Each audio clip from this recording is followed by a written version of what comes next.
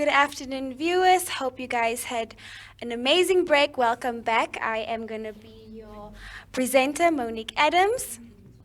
I hope you guys enjoyed the first segment with my colleague Esther. It was very informative. I hope you guys found it informative as well. Today, my first guest is going to be Ms. Feni Nikavali from ICANN, a professional development executive. So stay tuned. We're going for a quick air break.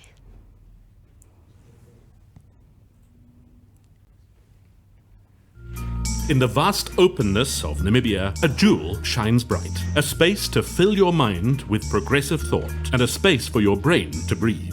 It's a place where the inquisitive thrive and the passionate pursue, where you can realize things you thought you could only dream of. This place is the University of...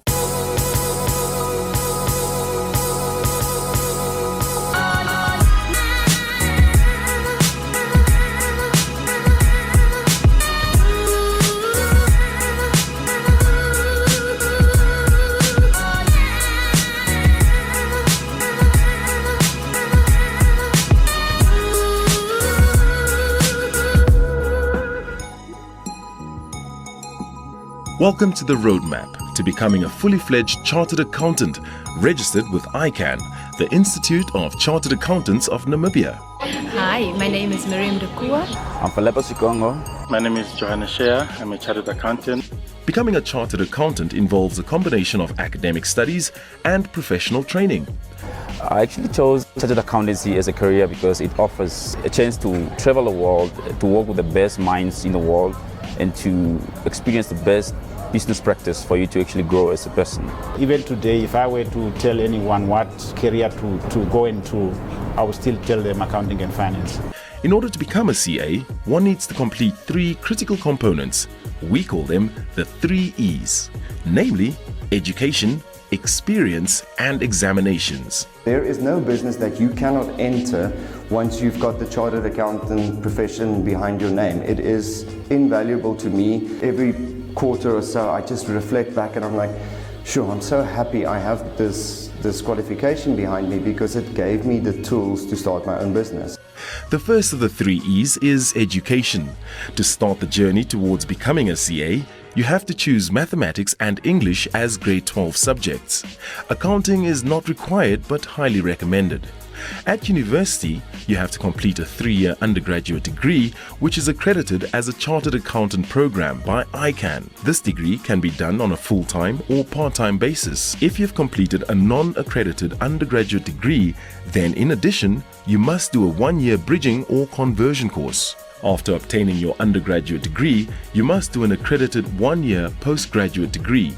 This can be done on a 1-year full-time basis or over 2 years on a part-time basis. After studies, you are now ready for the second E, namely experience.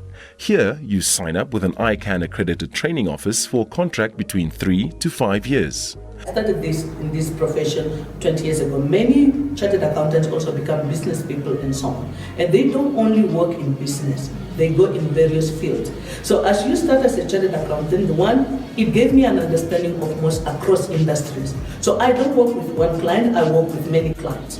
I work with a bank, I work with an insurance company, I work with a mining company. So over the years, I've worked with many clients. During the training contract period, you'll be required to tackle the third and final E, namely exams.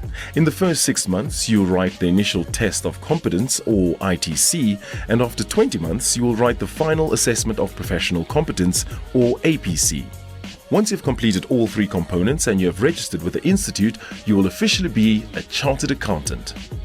So I understand that most of you want to sort of travel abroad and study, but UNAM, I believe, gives quality education which makes you end up like myself, because I couldn't believe I actually made it this fast in life.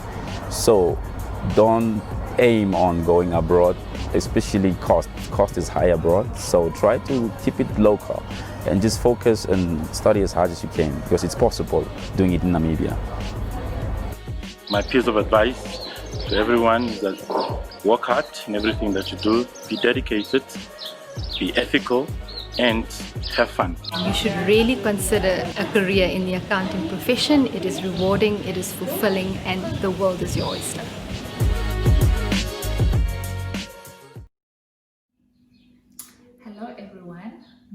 is Julia Sipahu, and as of today, in July 2020, I am 28 years of age.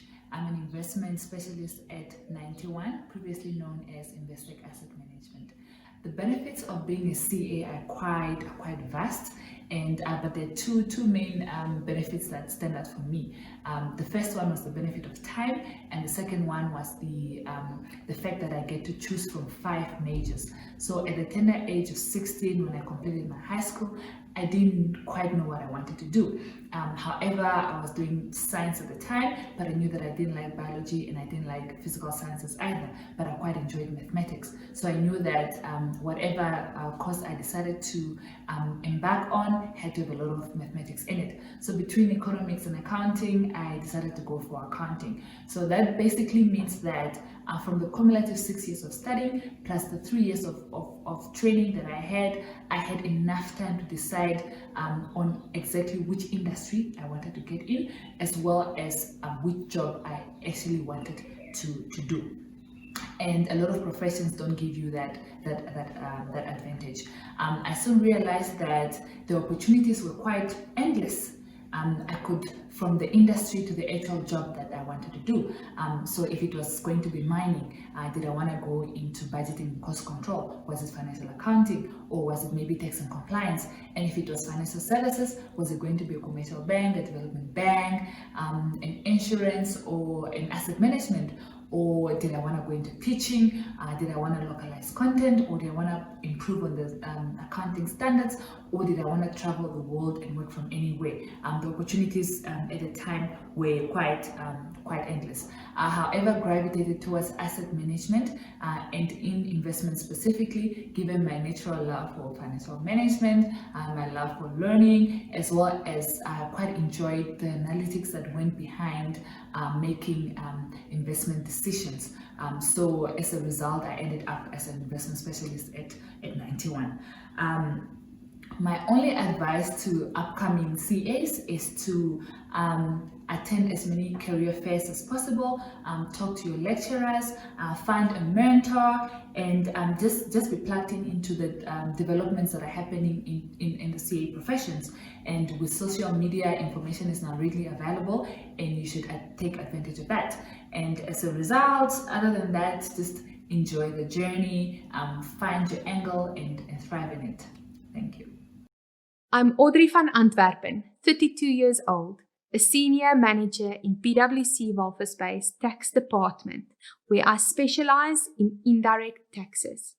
I'm currently busy with my dissertation in UNISA's advanced program in value-added tax. After attending a career presentation hosted by PwC way back in 2005, I knew that there was only one job for me in this world: becoming a chartered accountant. Little did I know how broad the opportunities would be once you enter the world of professional accountants. In November 2013, I completed my second board exam, and yes, back then we called it the first and second board exams, now known as ITC and APC.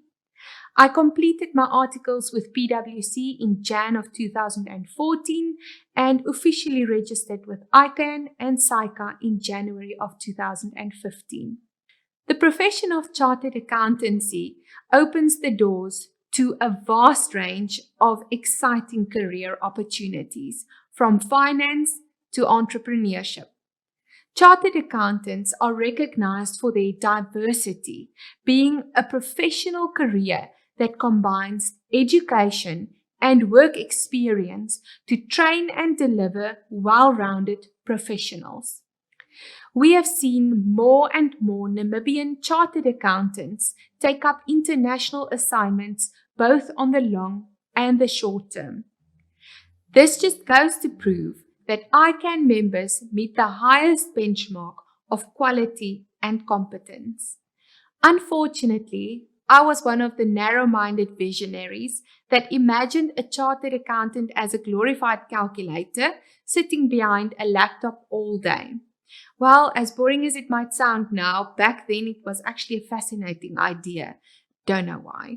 Praise the Lord, that is not what my career ended up becoming.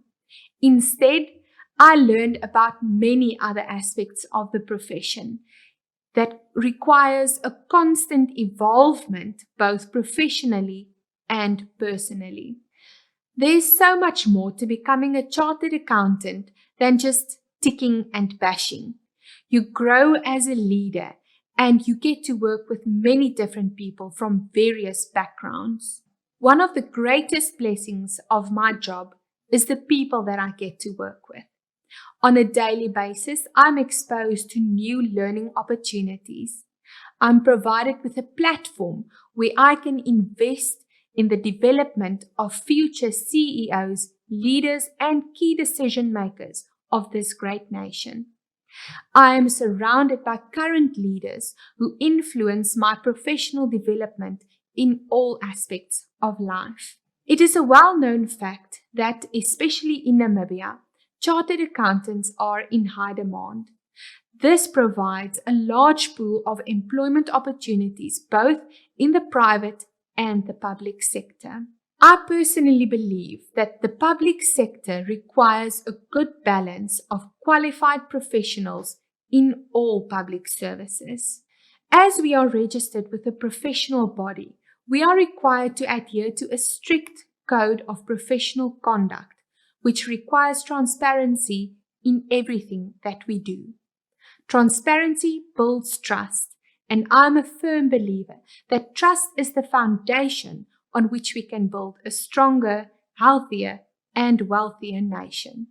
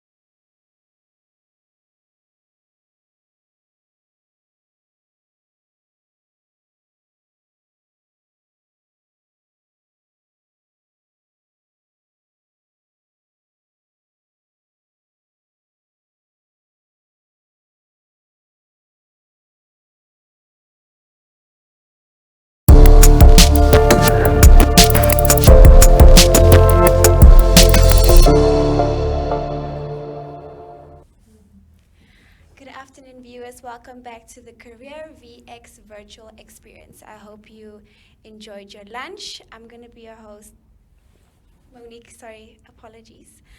I'm going to be a presenter for the afternoon slot, Monique Adams.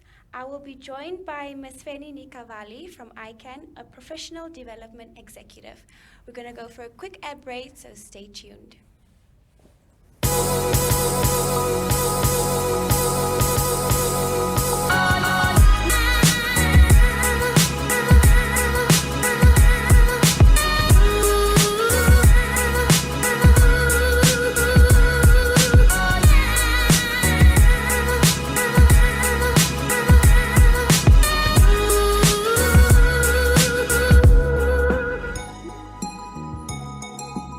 Welcome to the roadmap to becoming a fully fledged chartered accountant registered with ICANN, the Institute of Chartered Accountants of Namibia. Hi, my name is Miriam Dakua. I'm Falepo Sikongo. My name is Johanna Shea. I'm a chartered accountant. Becoming a chartered accountant involves a combination of academic studies and professional training. I actually chose chartered accountancy as a career because it offers a chance to travel the world, to work with the best minds in the world, and to experience the best business practice for you to actually grow as a person. Even today, if I were to tell anyone what career to go into, I will still tell them accounting and finance. In order to become a CA, one needs to complete 3 critical components.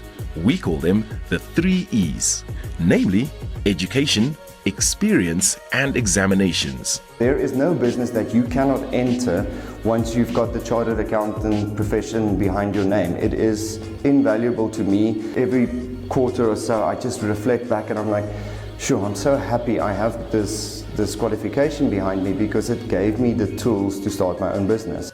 The first of the 3 E's is education. To start the journey towards becoming a CA, you have to choose mathematics and English as grade 12 subjects. Accounting is not required but highly recommended.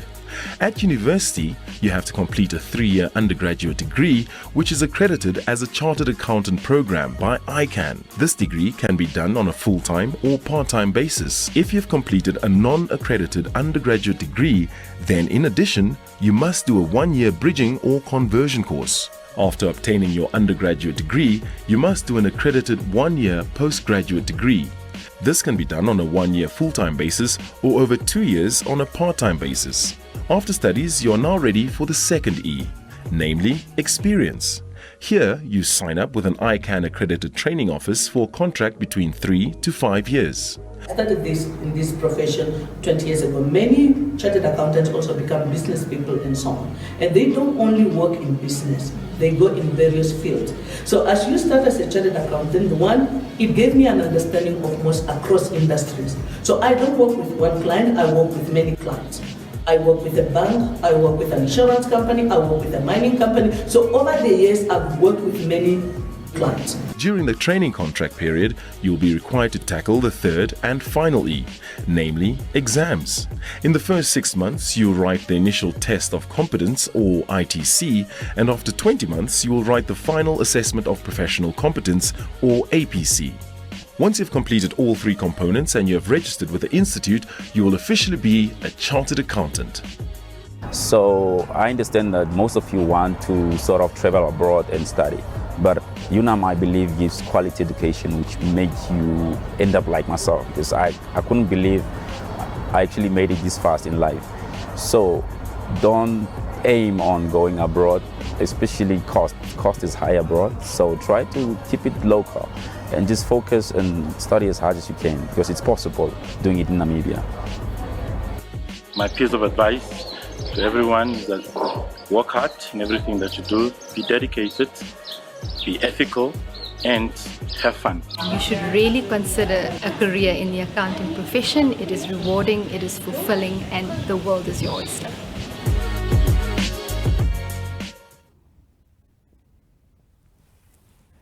Good afternoon, welcome back, viewers. Hi, Miss Fanny, how are you doing? I'm doing great. How are you doing, Monique? I'm good. Thank you for joining us. Thank you. It's good to be here. Okay, let's just dive right straight to it. Can you briefly explain the duties of your role in the department? All right. As mentioned earlier when you introduced me, I'm the Professional Development Executive at ICANN. And what it basically entails is the steps of becoming a chartered accountant. We call it the pipeline. So it deals with starting as early as high school, where we try to find and search and develop the talent of any candidate that can become a chartered accountant. So we start in as early as even grade 9, where we go into high schools and we try and nurture and develop the skills of the scholars that are strong in mathematics or accounting. Then we filter through all the way to university, where we actually nurture as well the talents of the students, and to make sure that, of course, the curriculum that they're attending is of quality, in them becoming chartered accountants, and also ensuring that the examinations and the path of them becoming trainees prepares them for becoming chartered accountants. But of course, the journey still goes ahead, and that is when they become trainee accountants. In order to become a chartered accountant, you need to actually do a few years of traineeship at a registered training office. So we also have to ensure development ensures that they are actually competent and they follow a competency framework to become chartered accountants. And then once they become members, so they actually do become chartered accountants, Yes. then they need to continuously develop themselves. And that is where professional development ensures that they develop themselves, and Yes. it's also monitored to ensure that they keep stay up to date and they are always relevant. Well, there are many steps to this whole accounting thing. So what is the importance of executive development? Well, I think we all will agree that the professional world is really moving at a very fast pace. So if you do not continuously develop yourself, you're going to stand still and your knowledge and your skills will be outdated. So professional development is very important because, first of all, it is an ongoing process and it starts at the beginning of a member's career. So what basically happens is we at ICANN, we ensure that as part of development, we continuously ensure that our members that are chartered accountants remain relevant, they remain up to date. It doesn't matter in which positions they are, but it is to ensure that they are continuously striving to be relevant and updating themselves and developing themselves. So already all the way from the beginning of the career, professional development is quite crucial to ensure that the quality that members give to the public and the confidence that they give back to the public is very crucial and important. Great. What measures do you take when aiming at developing the skills and competence of those that will or have executive positions in organizations? As soon as a member becomes a chartered accountant, so as soon as anybody becomes a chartered accountant, we follow a process called CPD. That stands for Continuous Professional Development. It is quite a stringent process because, first of all, it is mandatory. And it is also monitored on an annual basis. And that is a requirement that every single chartered accountant needs to comply with. Secondly, we also do acknowledge that executive positions are different in nature, the authority levels are different. So we also do not necessarily prescribe the professional development that they need to comply with. But we do obviously have a few rules, for example, how many hours a member needs to professionally develop themselves in a year, as well as what type of evidence they need to provide. Yeah. So we also, on top of that, for executive positions, we also strive to ensure that members don't only focus on technical skills, because now it is not only about technical knowledge, but it is also about basically non-technical skills, such as ethics and professional values, even going as far as being able to analyze research and mentoring and coaching. So that is basically what we try to address for members that are in executive positions. And that's a whole range of skills and things that you guys offer, which is really amazing. So what is the difference between training and development problems? Well, I wouldn't necessarily call it problems per se, but of course there is quite a vast difference between training and development. Training, first of all, focuses more on the basic skills at a certain point in time. And it is normally the responsibility of the employer to ensure that the employees or the members or whoever, whatever audience is actually trained. Whereas development focuses on the future. And it goes as far as having to do a self-assessment plan and being able to self-develop yourself. And that responsibility normally lies with the individual. And it is continuous. So instead of focusing at a specific point in time, you're actually focusing on the future and how you can actually develop yourself to remain relevant and up to date with whatever the world throws at you. So how has the process been like of developing these individuals and training? How has ICANN as a company, have you guys succeeded in that department? How is that going?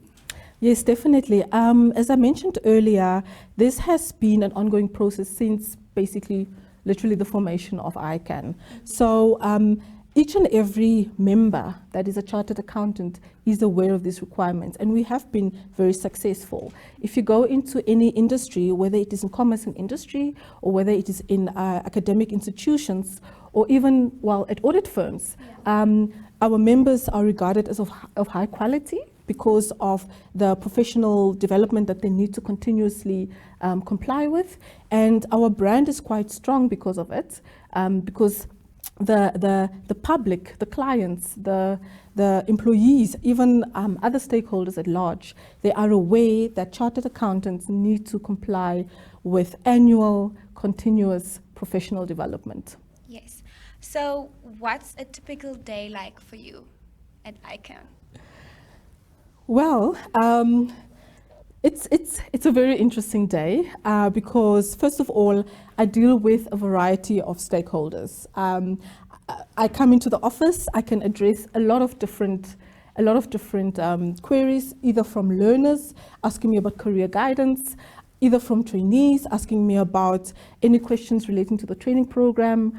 I also have students contacting me, and of course the members, because ultimately they are also what ICANN basically needs to focus on as well. So that is my everyday, focusing on the different aspects of the career progression of becoming a chartered accountant.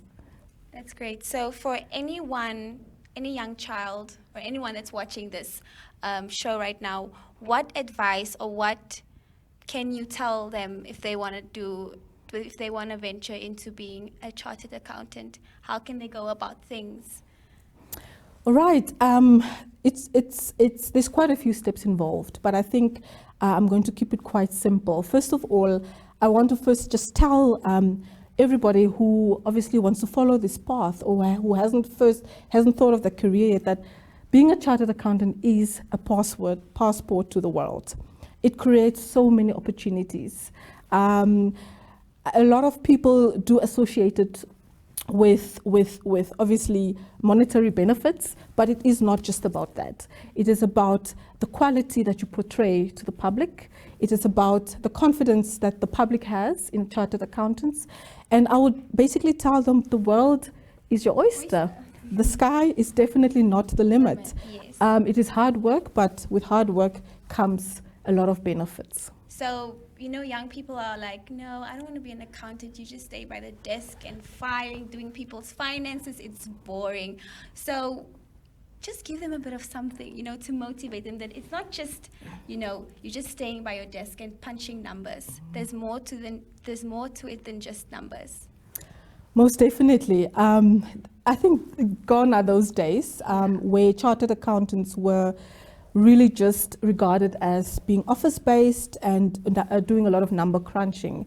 Now you find chartered accountants in all spheres of the community. You can venture into basically anything.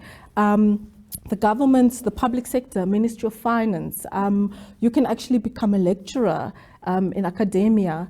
It is so exciting. You can actually be focusing on professional development as well. Of course, there's also the auditing part of it. So it is not just about number crunching. It is about being out there and making a difference in the public sector, in academia, and of course, in commerce and industry. Most of the well-known chief financial officers are chartered accountants, and maybe that is where the perception comes from. But there is actually a lot more, and that, as I mentioned, in all areas in the community. Great. So how can one go about obtaining an internship at ICANN? Well, ICANN doesn't offer internships per se. However, there are bursaries that are offered by registered training officers, which are basically regulated by the Public Accountants and Auditors Board. So once a person decides that they want to become a chartered accountant, they will have to basically complete about 3 years of a training program. And the training officers that can provide this training program, they actually do offer bursaries, first of all, and that is where one can also do the internship, and that is for between 3 to 5 years. Well, we have a question here from one of our viewers, and it says, how many CAs does ICANN have, chartered accountants? We have about roughly 670. That is more or less the latest number that we have in the country. Wow. And another question, how does the future of accounting look like in the digital world?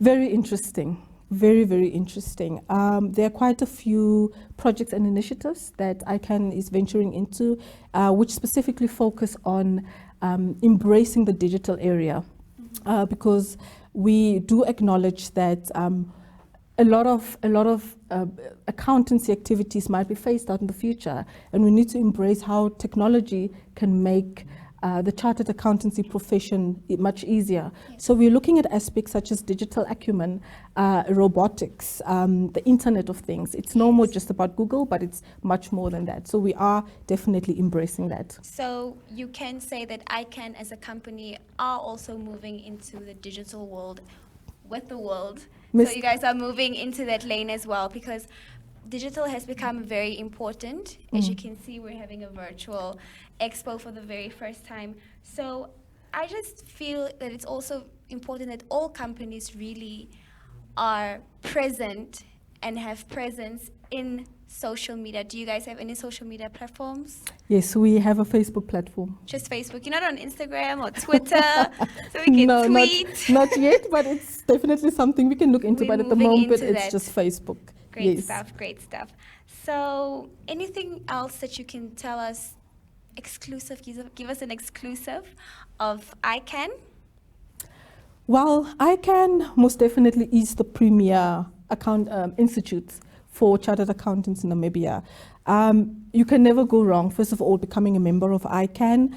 It is one of the best decisions ever. You will be well taken care of as a member one day. And we always look forward to having newly qualified, fresh from university, fresh from training program chartered accountants. Being a CA is a very scarce resource in the country, so it is something that we would like to treat as such, and we will always want to ensure that the quality is top notch. You see, guys, you hear that? You hear that? So there we have it. Thank you so much, Ms. Fanny, for joining us. It was lovely having you here. And thank you guys for joining me. We're gonna go for a quick ad break.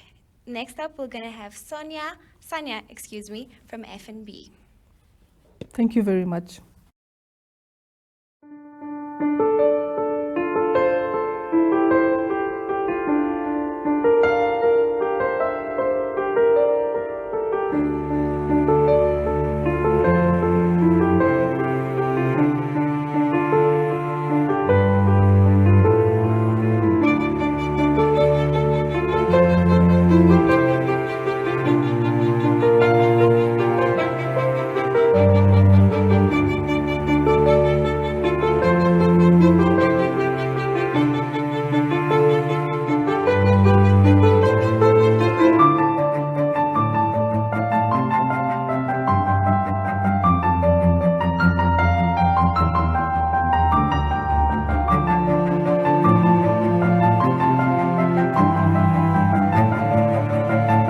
Audrey van Antwerpen, 32 years old, a senior manager in PwC Walvis Bay's tax department, where I specialize in indirect taxes.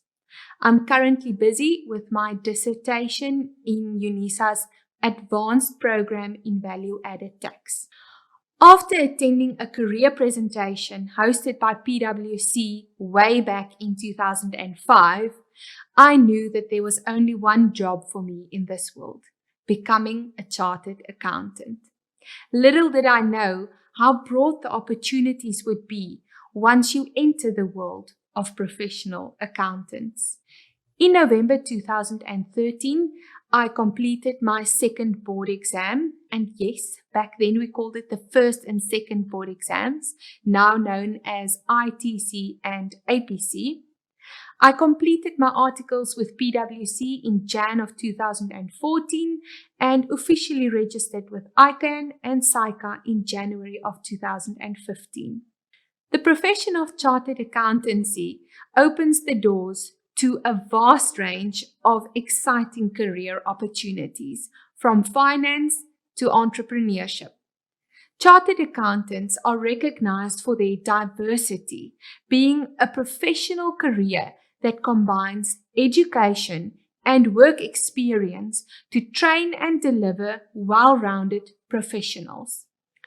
We have seen more and more Namibian chartered accountants take up international assignments both on the long and the short term. This just goes to prove that ICANN members meet the highest benchmark of quality and competence. Unfortunately, I was one of the narrow-minded visionaries that imagined a chartered accountant as a glorified calculator sitting behind a laptop all day. Well, as boring as it might sound now, back then it was actually a fascinating idea. Don't know why. Praise the Lord, that is not what my career ended up becoming. Instead, I learned about many other aspects of the profession that requires a constant evolvement both professionally and personally. There's so much more to becoming a chartered accountant than just ticking and bashing. You grow as a leader and you get to work with many different people from various backgrounds. One of the greatest blessings of my job is the people that I get to work with. On a daily basis, I'm exposed to new learning opportunities. I'm provided with a platform where I can invest in the development of future CEOs, leaders, and key decision makers of this great nation. I am surrounded by current leaders who influence my professional development in all aspects of life. It is a well-known fact that, especially in Namibia, chartered accountants are in high demand. This provides a large pool of employment opportunities both in the private and the public sector. I personally believe that the public sector requires a good balance of qualified professionals in all public services. As we are registered with a professional body, we are required to adhere to a strict code of professional conduct, which requires transparency in everything that we do. Transparency builds trust, and I'm a firm believer that trust is the foundation on which we can build a stronger, healthier, and wealthier nation. Hello everyone, my name is Julia Sipahu, and as of today in July 2020, I am 28 years of age. I'm an investment specialist at 91, previously known as Investec Asset Management. The benefits of being a CA are quite vast, and but there are two main benefits that stand out for me. The first one was the benefit of time, and the second one was the fact that I get to choose from 5 majors. So at the tender age of 16, when I completed my high school, I didn't quite know what I wanted to do.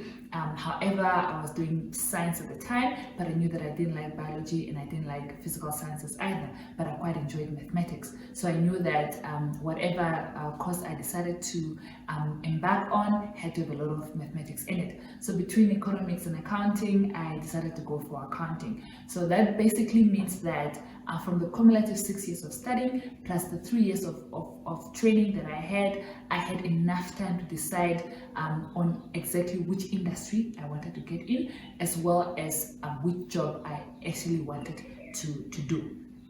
And a lot of professions don't give you that advantage. I soon realized that the opportunities were quite endless. I could, from the industry to the actual job that I wanted to do. So if it was going to be mining, did I want to go into budgeting and cost control? Was it financial accounting, or was it maybe tax and compliance? And if it was financial services, was it going to be a commercial bank, a development bank, an insurance, or an asset management? Or did I want to go into teaching? Did I want to localize content? Or did I want to improve on the accounting standards? Or did I want to travel the world and work from anywhere?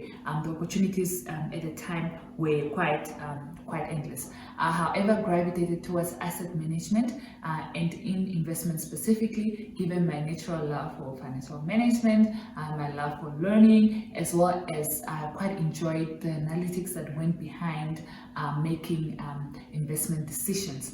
So as a result, I ended up as an investment specialist at 91. My only advice to upcoming CAs is to attend as many career fairs as possible, talk to your lecturers, find a mentor, and just be plugged into the developments that are happening in the CA professions. And with social media, information is now readily available, and you should take advantage of that. And as a result, other than that, just enjoy the journey, find your angle, and thrive in it. Thank you. Welcome to the roadmap to becoming a fully fledged chartered accountant registered with ICAN, the Institute of Chartered Accountants of Namibia. Becoming a chartered accountant involves a combination of academic studies and professional training. In order to become a CA, one needs to complete 3 critical components. We call them the 3 E's, namely education, experience, and examinations. The first of the 3 E's is education. To start the journey towards becoming a CA, you have to choose mathematics and English as grade 12 subjects. Accounting is not required but highly recommended. At university, you have to complete a 3-year undergraduate degree, which is accredited as a Chartered Accountant program by ICAN. This degree can be done on a full-time or part-time basis. If you've completed a non-accredited undergraduate degree, then in addition, you must do a 1-year bridging or conversion course. After obtaining your undergraduate degree, you must do an accredited 1-year postgraduate degree. This can be done on a 1-year full-time basis or over 2 years on a part-time basis. After studies, you are now ready for the second E, namely experience. Here, you sign up with an ICAN accredited training office for a contract between 3 to 5 years. During the training contract period, you will be required to tackle the third and final E, namely exams. In the first 6 months, you will write the initial test of competence or ITC, and after 20 months, you will write the final assessment of professional competence or APC. Once you've completed all 3 components and you have registered with the Institute, you will officially be a chartered accountant. In each of you lies the power to do great things. Through our accomplishments, we can pave the way to a better tomorrow for ourselves and for the future generations to follow. Together, we have the power to change the future, and it all starts with a choice. There are no shortcuts to becoming a chartered accountant. It's tough. It requires dedication and perseverance. But nothing worth fighting for comes easy. As Dolly Parton said, if you want the rainbow, you gotta put up with the rain. Well, take out your raincoats, dust off your umbrellas, and choose today to come dance in the rain, because I can promise you that this journey is definitely worth it. In the ocean there's a wave, and in that wave are drops of rain connecting everyone.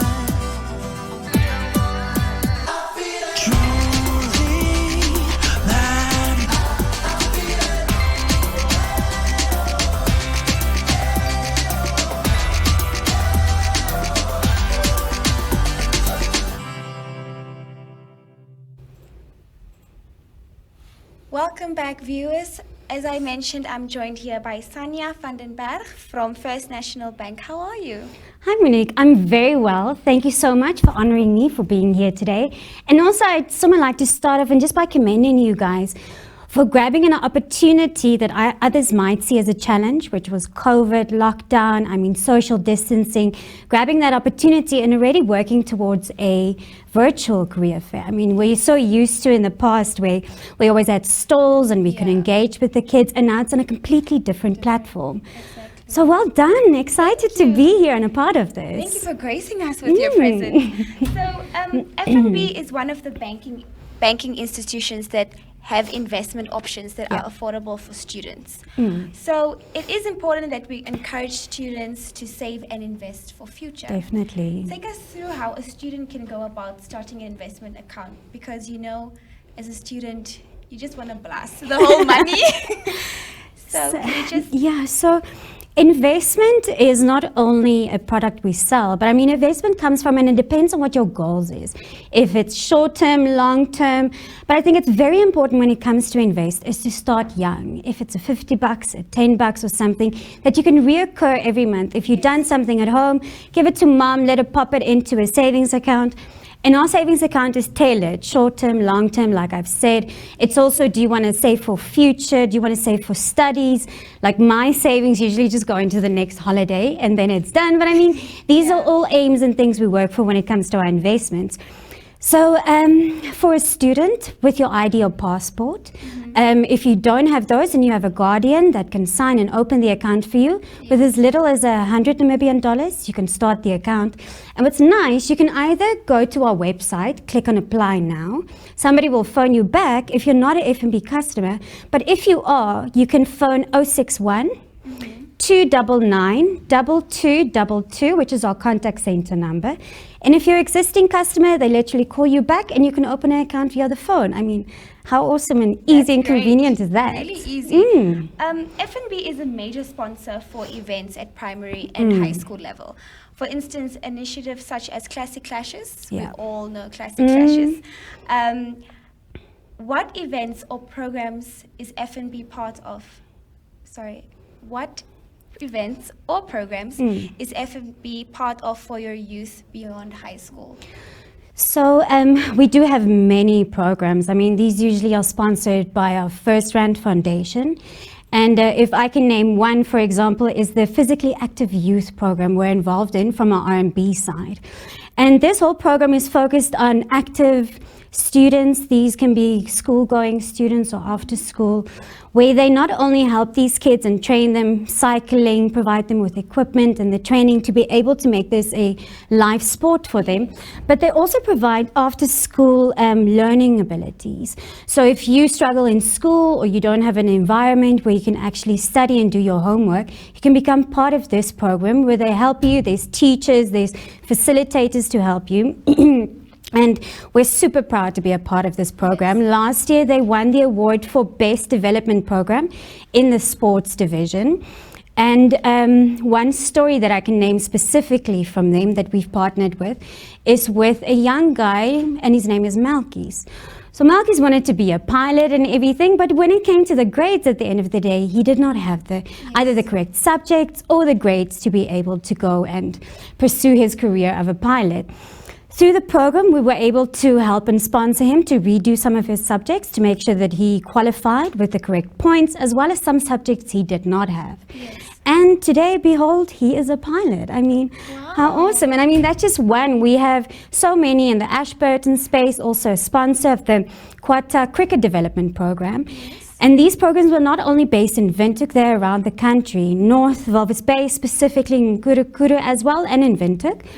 And we've got over 8,000 students taking part in this cricket development program. We've seen many of these graduate from the program and also gone in to compete in national and senior levels. Then so many other, if we look at the arts section with the R&B Song Night we've also seen those artists go on to the MTC Music Awards.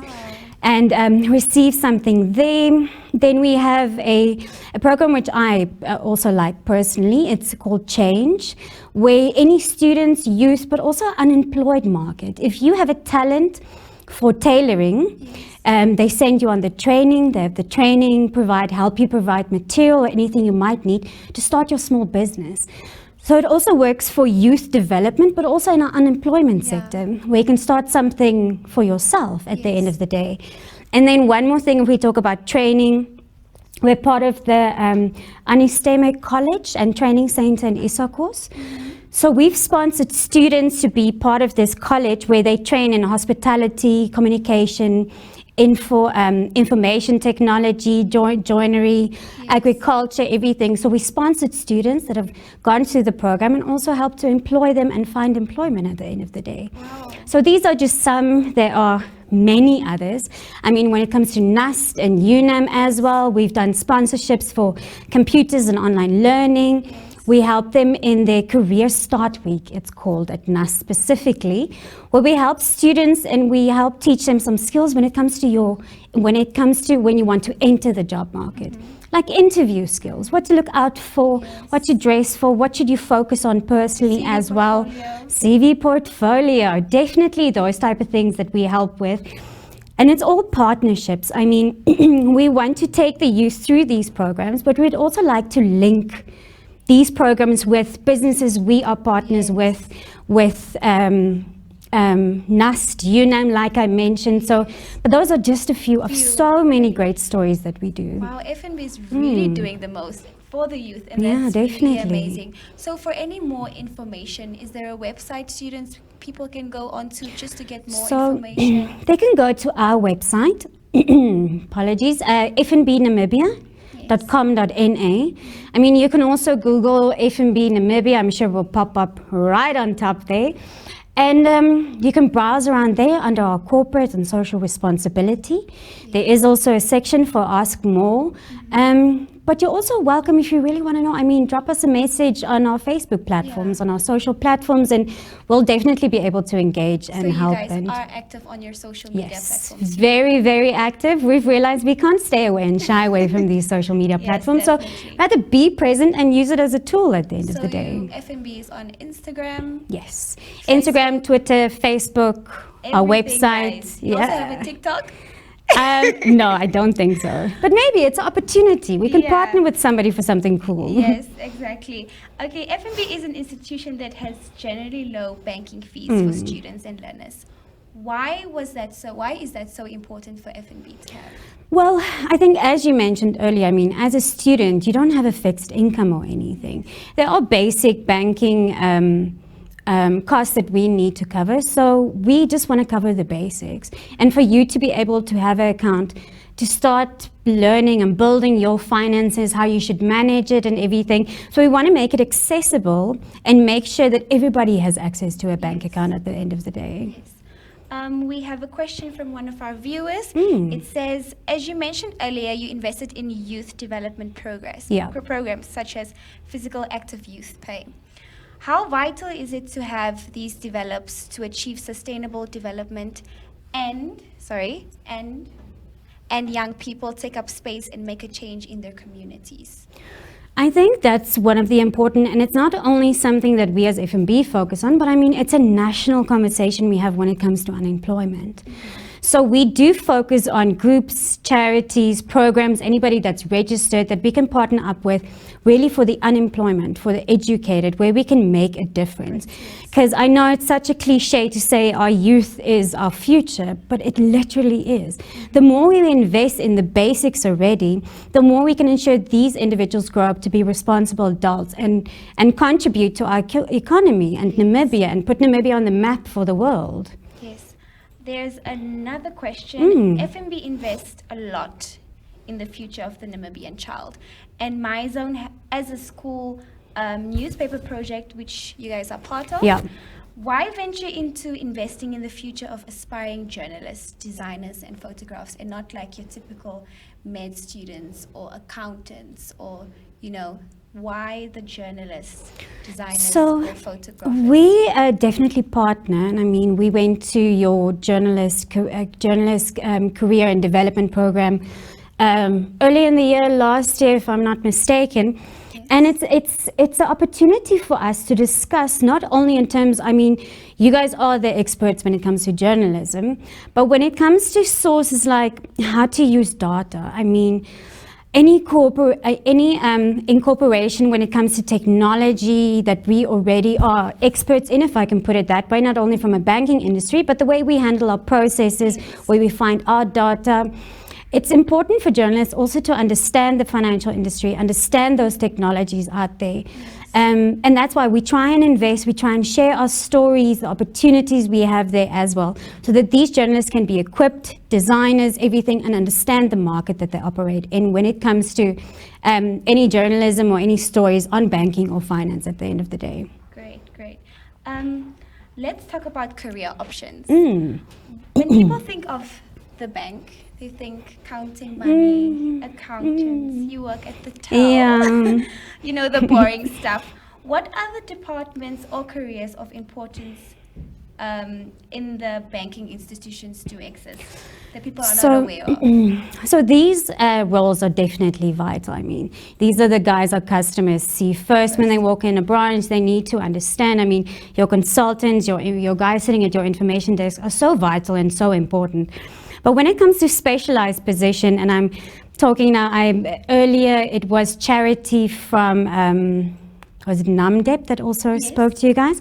So she very much highlighted on these incredible specialized positions that are coming up, and already they're like robotics, artificial intelligence, I mean process engineers. You guys were talking about engineers and the opportunities for engineers, so we started employing process engineers. Because a bank has processes from that moment a client walks in, does a deposit. As soon as you fill in or you apply for anything, there's so many processes in the back end. So our division of process engineers, they're about a year and a half old. I mean, it's a very young career still when it comes in the banking industry. But these guys really look at processes end to end, make sure wastages, there's no too much movement, duplication, reports, I mean, getting rid of paper, of course, where technology is going, and our the responsibility we have towards the environment and our carbon footprint.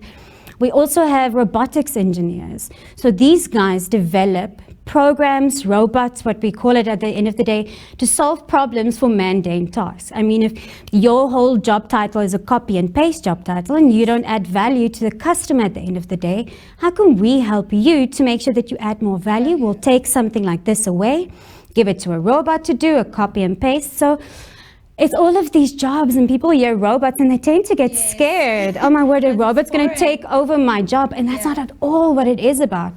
It's all about humans working with machines. And it sounds so futuristic, but it's not. It's here. And it is scary, but I mean, we've been working with machines for so long. Our ATMs are machines, the computers, our cell phones are machines. So how do we make sure in terms of machines, the machine learning and everything, that it is seamless, that we work together? So there are so many. If we look at where jobs in the future are going, it's also about multi-skilled individuals. If I had to look at my position, I mean, the position was only started in 2018. It's not something you can really go and study for. It's from years of experience that these new positions as well are built exactly. So there are so many things. I mean, yes, you do. You need your multi-skilled consultants. You need consultants and you need individuals that can work from anywhere in the world, people that are technology savvy. And it's also not just about careers, but it's also about partnerships. Yes. I mean, we keep on talking about fintechs and partnering with fintechs. So we might not employ you directly, but we'll definitely open for partnerships, new technologies, new versions of doing things. And where can we help our customers, and how can you help us help our customers at the end of the day? So it's not about careers, it's partnerships, but I mean, the possibilities are endless. We never thought we will hire process engineers in a banking industry. I mean, it's unheard of. We have data scientists that specifically look at trends that come up from our engagement with customers, how they engage with us. And we use that to make sure that we service our clients seamlessly. What new products or needs could there be in the market, to ensure that we really truly invest and help and make sure we can help individuals out there. That's amazing. We have a question here from one of our viewers. Is there any processes straight out of high school a student can get funding for entrepreneurship opportunities? We do. We have a graduate program. And you can either be a part of. These are, they're mostly students, I have to say, not directly out of high school, that we take in. We send them to SA, we send them to the best of the best. We bring the knowledge that they've learned back into Namibia and make them part of our journey as a career. So, sorry, is there any requirements needed for these students? So those, yes, they actually do need to have a degree or still studying. But we also have an internship program and these are widely advertised, and it can be students, it can be straight out of varsity, where we open up the business and we say 100 interns we take for the year. We employ them across the country, across the business, and so they start growing their career and get permanent jobs in F&B. Great. Yes. There's another question. You spoke about partnerships and their importance. Yeah. How can somebody with a new idea partner with F&B?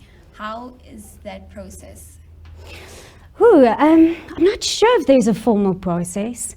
I think many of these ideas and initiatives do land in my inbox.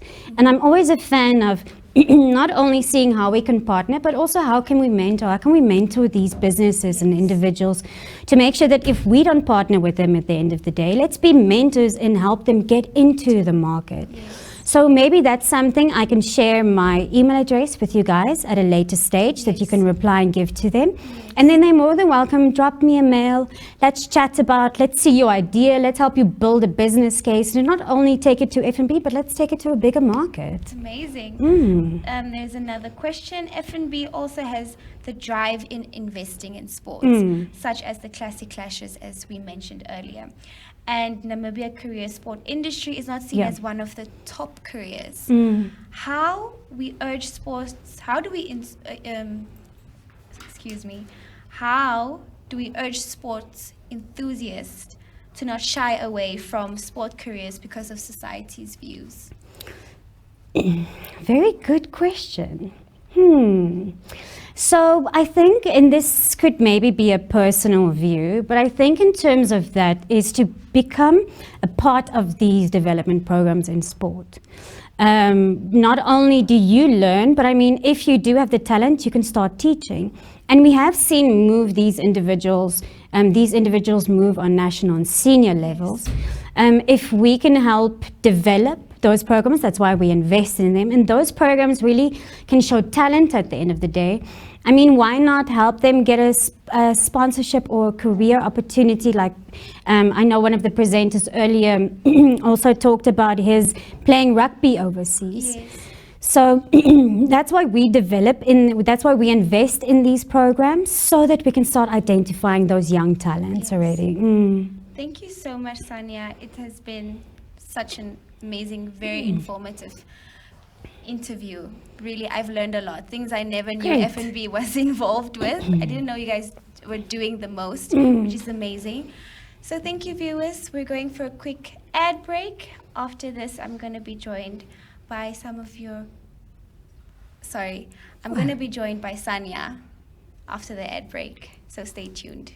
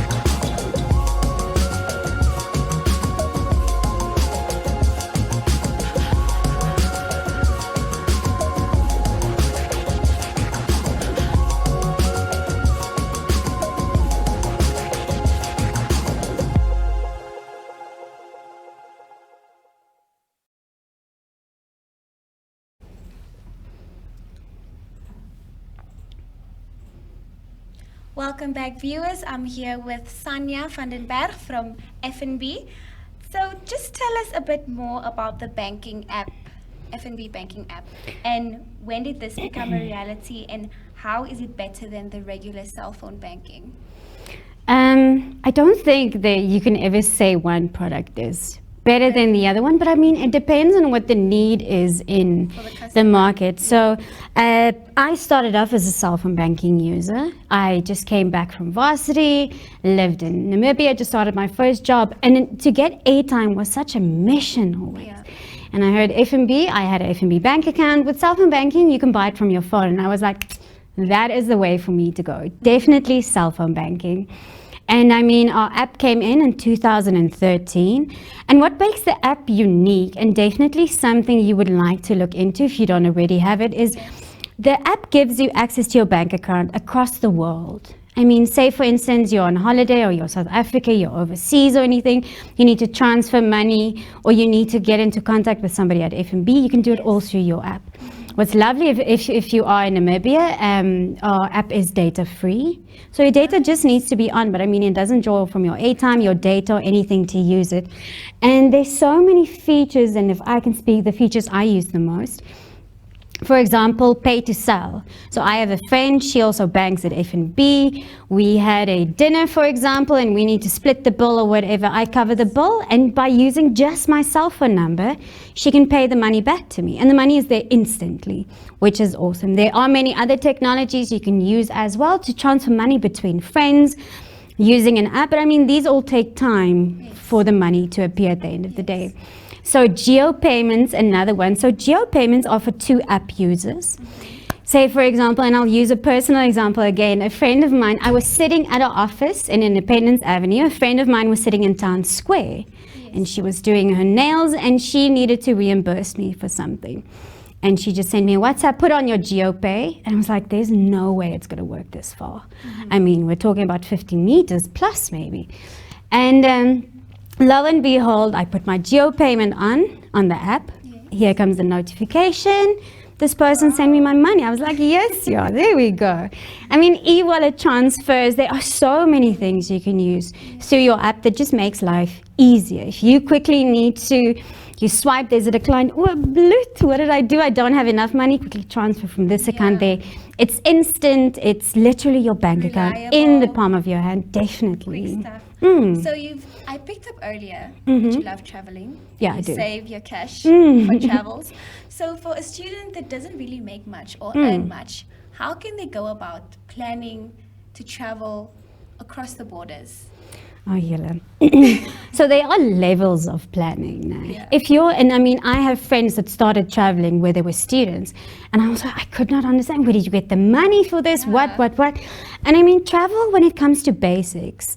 If you want to go to Cape Town, don't fly, take a bus. Stay in a Airbnb apartment that doesn't offer free Wi-Fi or offer bed and breakfast. I mean, go on safety, but convenience, easy places to go. You don't have to Uber everywhere or fly or, I mean, take a bus, take your local transport. And one thing a friend of mine said that she also did very well is she'll pack snacks beforehand, tuna, crackers, those type of things, because you save on travel money at the end of the day. So if you can't do the luxury, then I want to say you slum it. That's what me and my friends say. Well, just slum it. Hey, you do a backpackers. But I mean, my traveling journey also started in Africa. It started in my own country. Yeah. My parents were very fortunate in the way we never did overseas holidays. Okay. They were always, you have to learn to get to know your own country, Africa, and from there on you can spend your money and go and see the world, of course. Yes. But I mean, we started off small. We started off with Damaraland tours. I mean, using our own car to go somewhere. I mean, do a road trip, get to know your own country, Tosha, especially now. There are so many specials and opportunities. Jump on a car, let's split petrol costs. We stay in a self-catering place. Just get to know, and those you start picking up the basics when it comes to really moving around in the world. Interesting. We have a question from one of our viewers. What sparked the interest to venture into the career you are in right now? So my career story, I'm trained in marketing and communications. I studied at the Northwest University, is also a partner of your career fair. I always thought I would be a journalist. And when I went to go study it, I was like, well, no, this is not for me. Luckily, marketing was there, fell back on it. I came back, fortunate enough, I was immediately hired by Old Mutual, marketing consultant, business to business. Learned, I think, the basics and so much of what really happens in the corporate world. From there on, applied for a position at F&B, and then I started venturing into the digital marketing side of. So it was very much our self-help channels, it was digital in terms of our social media pages.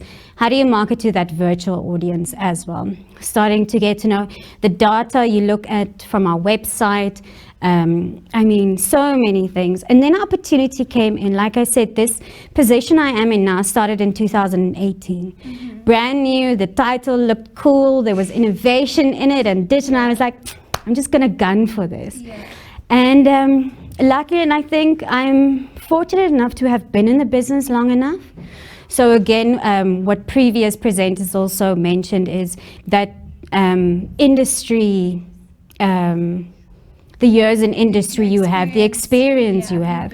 Yes, that I've built up and everything, that I had enough knowledge of F&B in the industry for them to be like, okay, let's give this girl a chance. Let's hire her, and I'm fortunate enough to still be in the position. And so far, how is that? And it's challenging. I always say you have to leave a position when you don't learn anything anymore. And I learn every day. Every day is a challenge. Every project is a challenge. But I mean, that's what makes work work.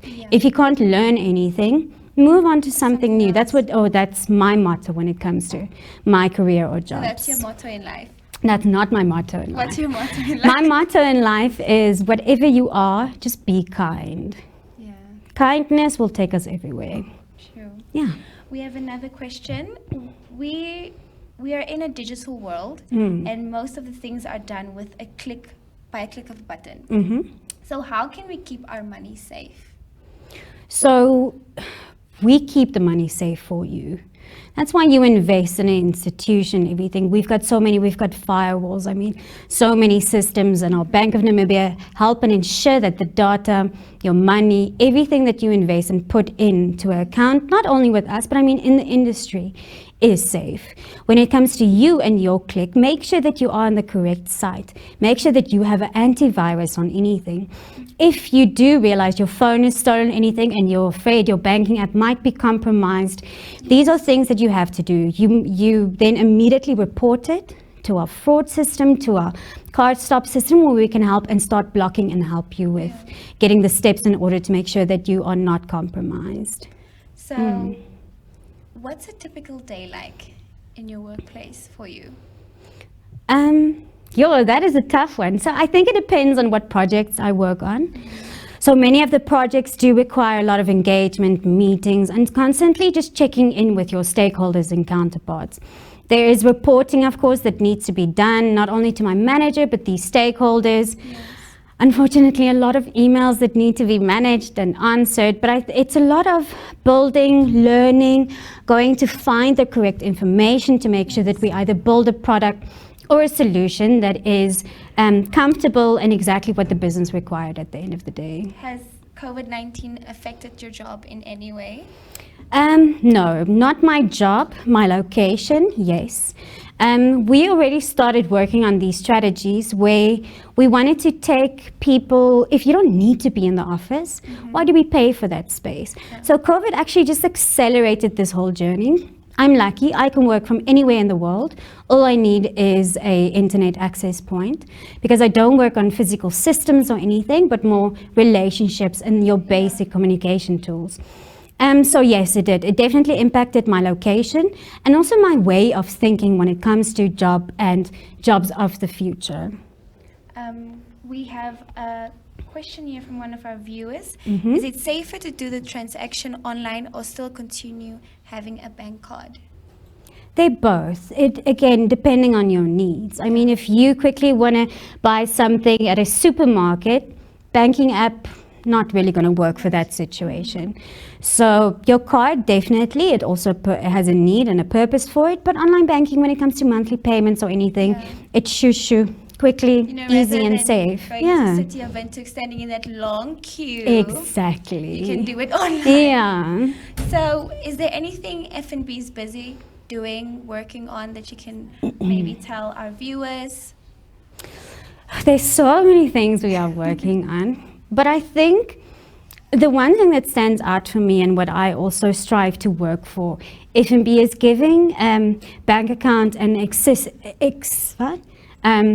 accessibility to a bank account, access to a bank account to anyone. So I can tell that much in terms of working on, but you'll have to watch this space and see. Watch the space and follow them on their social media and frequently check their websites. The details are going to be there. So, is that it?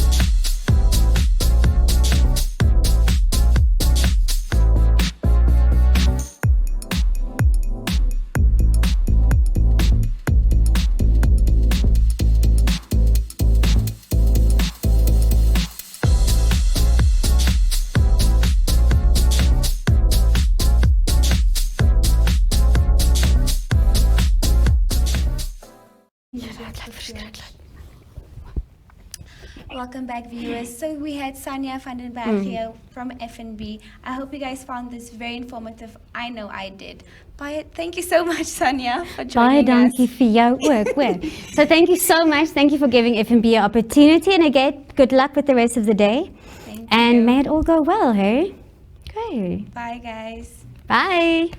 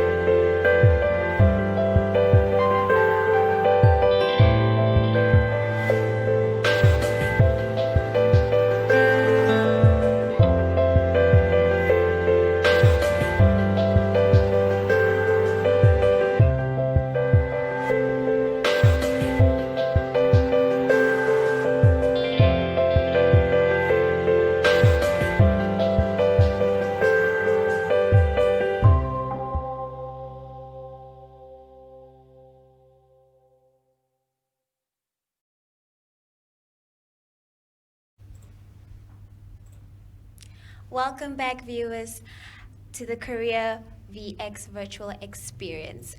I enjoyed my time with FNB. I hope you guys did too as well. Now, my next guests will be from UNAM, Aune and Josie. Please stay tuned. We're going for a quick ad break.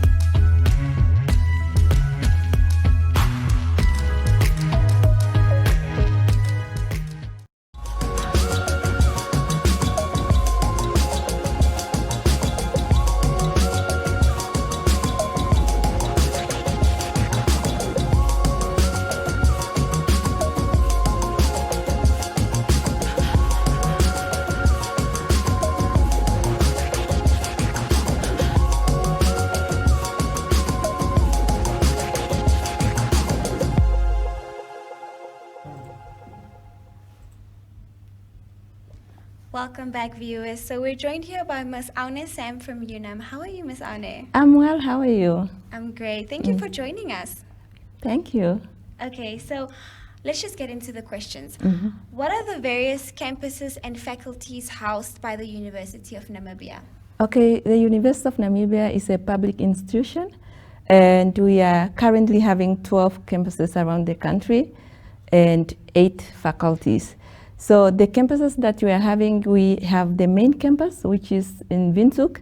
We also have Commercial campus in Windhoek, Hage Geingob campus, which is for School of Medicine, New Dam, Southern campus, Sam Nujoma, Katima Mulilo campus, Rundu, Hifike Punyapuhamba in the north, Jose Eduardo dos Santos for engineering is also in the north, Oshakati in the north, and Owongo campus. Those are the campuses that we are having for the University of Namibia around the country. Okay, what are the general admission requirements for programs at the university? The general requirements vary from course to course. Yeah. So we don't really have, this is the only entry points. So it depends from course to course, but however, we have like, most of the courses have 25 points with a C in English in 5 subjects. That's for the degree undergraduate. And we also have a diploma, which is 22 points with a D in English in 5 subjects. And we also have a certificate with 17 points with a E in English. However, it will also vary from course to course. For example, you wouldn't have 25 points with a C in English if you want to do medicine. Yeah. And because you would need more points, for, they are more higher. Also, mostly field where you have to specialize, for example, medicine, engineering, chartered accountant, and those requires a lot of points.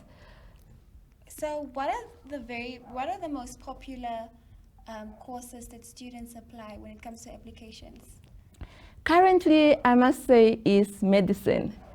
A lot of students want to do medicine, and even students with 12 points, they will still come to the university and say, I want to do medicine. And this comes with the pressure from parents in most cases. Every parent wants their child to become a doctor and so on. What we want students to do and to understand is patience. So you should always go for what you love. It's not for what the parents want you to do. It's not what the community wants you to do. We want you to go for what is that you love, what is that you enjoy most. However, we have campuses like engineering where we truly need a lot of students to go there. We want students to explore more in engineering. We also have new courses that came up at School of Medicine that is like physiotherapy and occupational therapy. Those are new courses that are on board. We want students to explore new courses as well, because we don't want just them to go for what has been there. Yeah. So we want students to go for courses that are available. When it comes to points as well, we said most of the points are 25 with a C in English. However, we also have students who might not have 25 points with a C in English. The university also cover for those students. For example, if you have 27 points in 5 subjects and you have a D in English, you can still enter the university. But we also have other means of getting into the university, not only just to come straight from high school. So can you please just tell us the other means? We have mature age, where you have to go through mature age because you have, for example, you have been working for 5 years. Yes. You are 25 years old, you have been working and you want to go to the university. Because when you're applying for jobs, people will not ask for experience. Yes. They will ask you to have that qualification. So we have mature age. We also have other means. For example, we have RPL, which just also came on board, where we said student will enter and with experience as well. Yeah. So 23 years old with 3 years working experience, because sometimes you have that dedicated, that employee who really works so hard, who knows everything, but that person doesn't have a qualification. Yeah. So those are other means that you can enter the university as well. So for mature admissions, you should have 5 years of an experience. Yes, and 25 years. And 25 being years 25, of age. yes. Being 25. Yes. So you can't be, you came out of high school. Then you don't have experience then you needed. Don't have experience. Yes. Even if it's just for a year, you won't. You don't. So we need somebody who's having experience, who know what, if I enter this particular field, I will excel because of what I have been doing in the field. In the practical. Yes. So I'll excel in my theory. Oh, yeah. How can one go about applying to the University of Namibia? Our online applications are currently open. We truly advise students to apply online, to use our online platform. The university has gone to the extent of even putting their video on our website, just to assist students who are applying to see what is that they can do. Because a lot of people are saying, no, I can't do online, online is difficult, technology and so on. However, we are advising students to apply through online. Why is it important? Because it's more easier. The moment you put in your stuff, you already get a student number that you can follow up, making follow up with. And at the same time, it also costs zero. Yeah. So when you're applying online, you don't pay anything.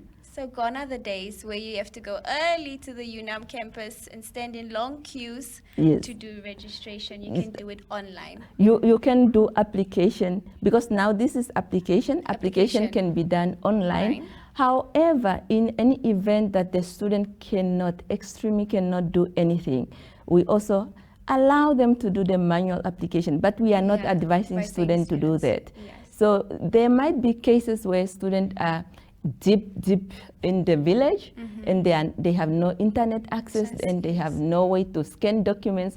Then we can say, okay, we'll allow you to do manual application. But our way is more to do online application. We truly advise students to do online application form and submit them.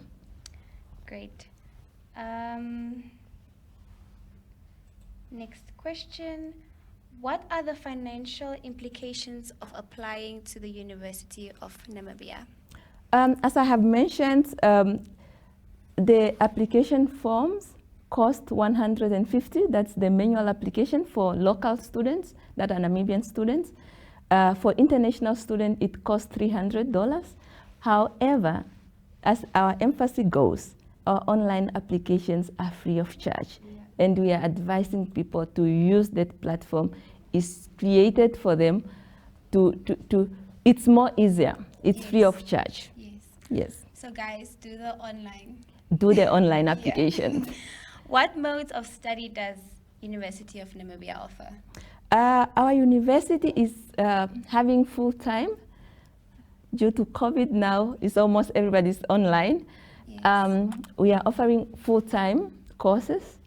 We also have students who are working, for example, doing on distance, or a housewife You don't want to leave your kids at home. You just want to study, but you are a housewife. Yes. You can do that on a distance. Cordell is there to make sure that those students are also accommodated. We also have part-time students who, after work, they can also pop in at the university.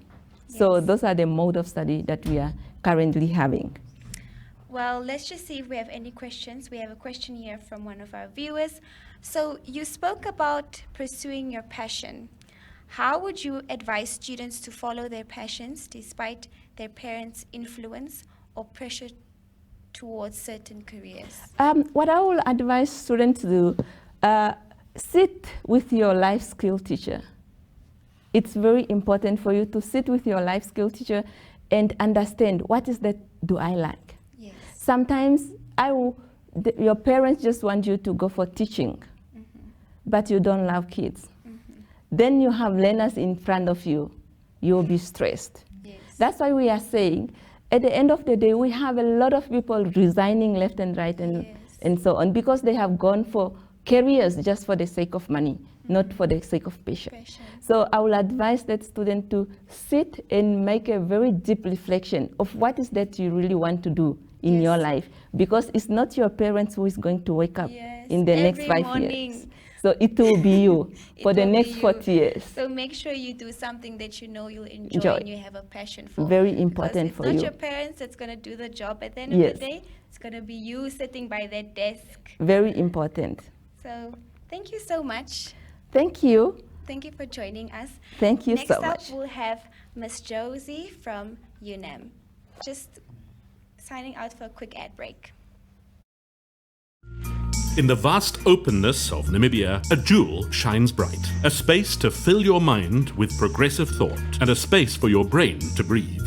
It's a place where the inquisitive thrive and the passionate pursue, where you can realize things you thought you could only dream of. This place is the University of Namibia, offering you endless opportunities for endless possibilities.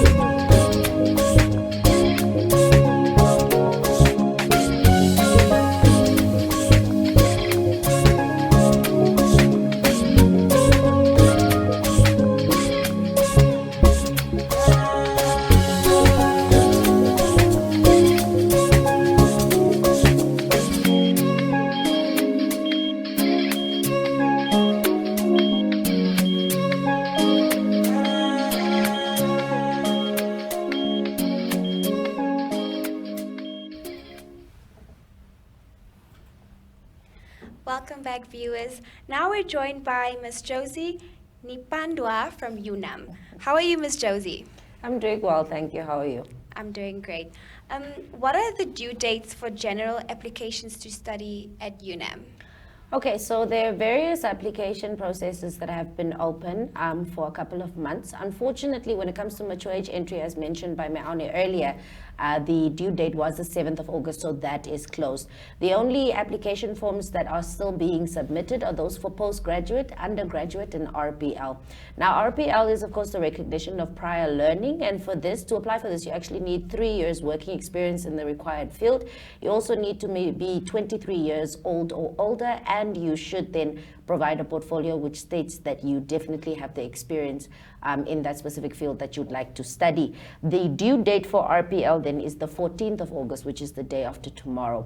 For undergraduate programs, the due date is the 19th or 18th of September rather, and for all postgraduate programs, the due date is the 25th of September. I hope you guys heard that. Besides academia, what other activities can first-year students look forward to UNAM? Well, we always implore our students to try and get into as many social activities as possible. The university houses a lot of societies on campus. You have your accounting societies, you have the Chinese Institute, for instance, that teaches Mandarin and teaches students about the Chinese culture. You have a lot of sports societies as well that allow for you to partake in various sports like netball, soccer, rugby, tennis, all sorts of sports, basketball as well. We have societies, for instance, that are aimed at accounting, where you can they have a lot of accounting triathlons that they do, and a lot of traveling that they do to other countries and other campuses as well for that exchange between schools and customs. So there are a lot of things that you can do. We have a debating society as well, which is one of the more prominent societies on campus that a lot of students actually like being a part of. It just depends on what it is you find interesting and what it is you have a passion for outside of academia, which helps you keep that balance in terms of your academic adventure. Great stuff. Can you please tell us a bit more about the English and Science Foundation programs? Right, so English Foundation is basically a platform that the university has created to allow students to improve their English language mark just in case they did not attain enough in their final grade 12 results. So for instance, if you wanted to study, let's say, education, you received 22 points or more in 5 subjects, but your English symbol is a D or a E. The university then allows for you through English Access to do particular English courses at university standard that allow then for you to improve your English and use that mark that you get to substitute the English mark that you received in high school. The same goes for the Science Foundation as well. We have a lot of students who would like to do science-related courses. Unfortunately, in their physics, biology, or mathematics, they were not able to attain the necessary symbol required to study that particular course. So the university then allows for you to upgrade through the Science Foundation program as well. Their requirements are exactly the same as the English Foundation. Great. How does one go about checking the progress on one's application form? Okay, so basically the progress can be checked in 2 ways. If you apply online, usually when you apply online, they give you a password and a username that you can use to log onto the system and check the progress of your application form. So that's one way to check the progress. If you have submitted your application form physically, usually when you give in your application form, there's a little tear-off slip from the application form that we give back to the person who submitted the application form, which tells you the name of the person who accepted your application form, but then also proves indeed that you did apply. You just call the university 061 if you're outside of Windhoek, 206-3111. You ask for the admin student records, and then of course you can ask any of the student records officers what the progress is on your application form, and they'll be more than able to assist you. Great. So let's just check if we have any questions from any of our viewers. Okay. Well, we have one here. The question is, how does the RPL program work?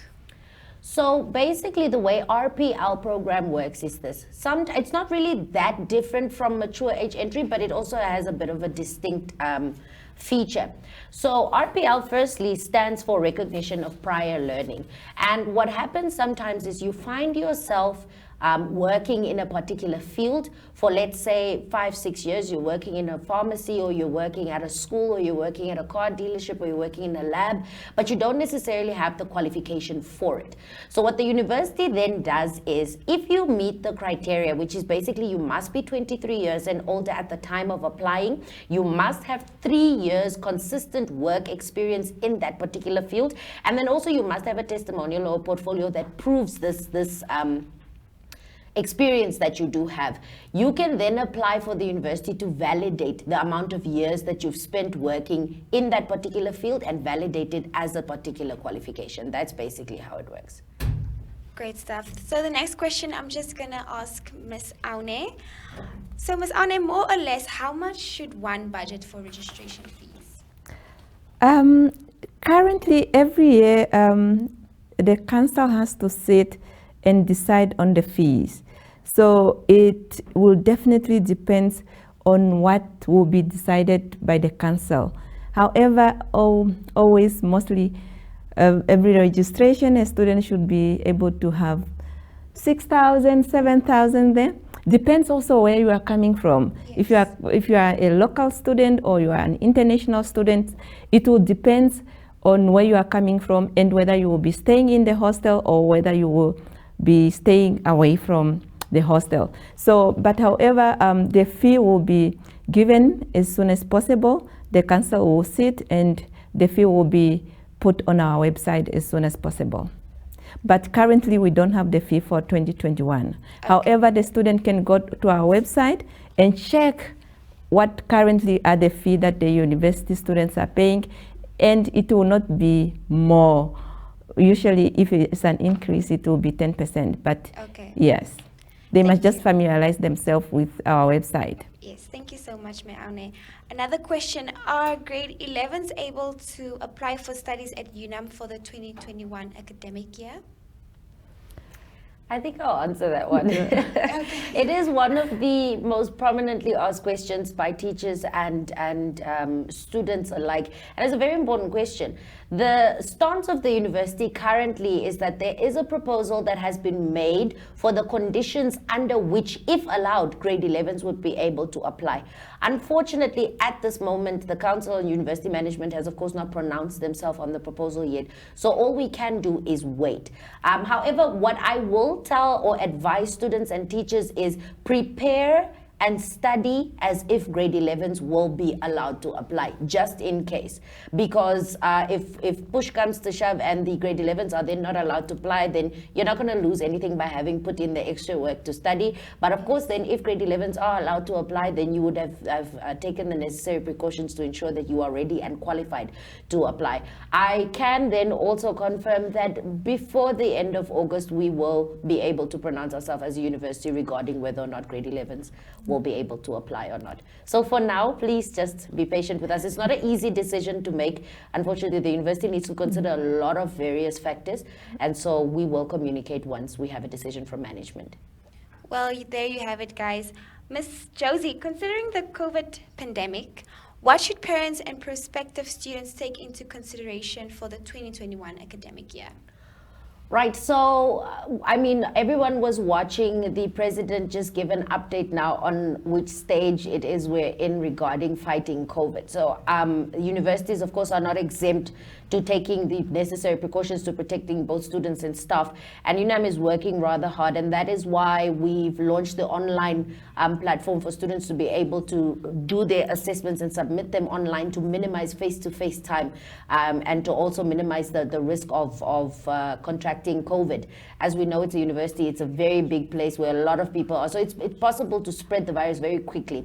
What I would suggest that students and parents take into consideration is, one, if the situation regarding COVID in the country does not get any better, that the online platform will continue to be the mode of teaching for the university for safety. To also just be sure to keep yourselves healthy and to make sure that if in the future students are allowed to come back to school, that you do make sure that you get tested and have a negative result before coming back, just so that you do not expose other students or staff members. And then also just generally personal hygiene and general oral hygiene and just making sure that you adhere to the safety regulations that the entire country has to adhere to. So it's really about us making sure that we are responsible for ourselves in our own individual capacity before we can even start thinking about how it is we can safeguard everybody else in the UNAM context. Great. As you mentioned that due to the COVID situation that's going on, how are the students taking the online learning? Right. So obviously, when it comes to technology, nothing ever works 100% correctly. Unfortunately, that is everywhere in the world, right? Yes. So we've had a few hiccups here and there, but it's nothing that hasn't been able to be resolved. For the most part, about 90 to 95% of students have been able to enjoy their online platform that has been created. They've successfully been able to submit all of the assessments that they've received. They've been able to reach out to their lecturers, and lecturers and faculties themselves have also been able to communicate efficiently and timely as well with their students. So for the most part, the online platform is actually working really, really well. Of course, it's not the same as face-to-face. Yes. However, currently, it's the best that we can do. Well, Ms. Aune, what can you say? How has this whole COVID situation, it flipped the table? How have you adapted to this so far? Everything new comes with challenges, and I must say, this must be the biggest challenges we have ever faced, ever. However, for example, the university is a university of bigger community, and the students are coming from different parts of the country. Some students are coming from deep down villages where there are no network, and all this really brought a lot of inconvenience. And we also have international students. So such students where they were on the recess and they have traveled home, all of a sudden it was locked down and they couldn't travel back to the university. So the challenges were a lot, but the university really tried and made sure that the students have done all they can. And the students really worked hard, the students were dedicated, and we are very grateful that they accepted the situation, because it's the situation that there's nothing you can do. You just have to adjust to everything. Exactly. There's actually nothing we can do than just to sanitize and keep safe, guys. Yeah. So we're going to go for a quick ad break. Please keep on watching.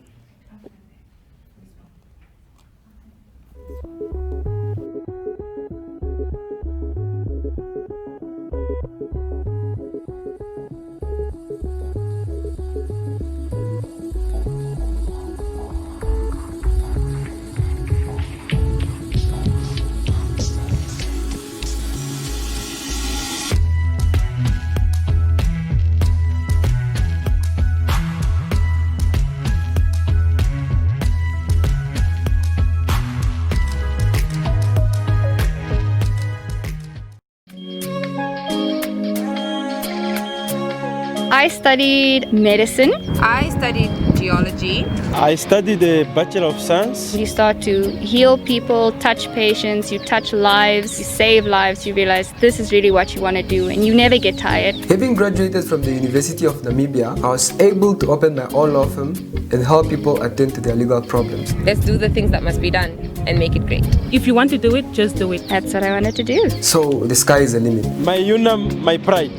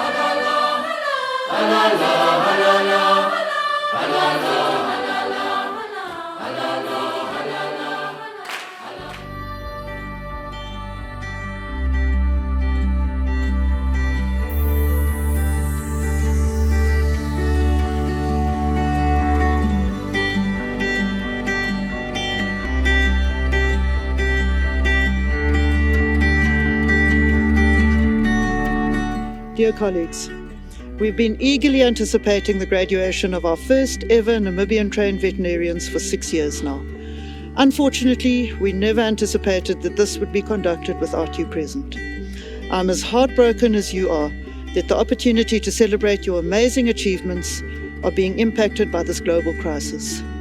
But remember, we are at an age when we are facing other crises as well. Our economy is troubled, and climate change will still be there when the COVID-19 restrictions are lifted.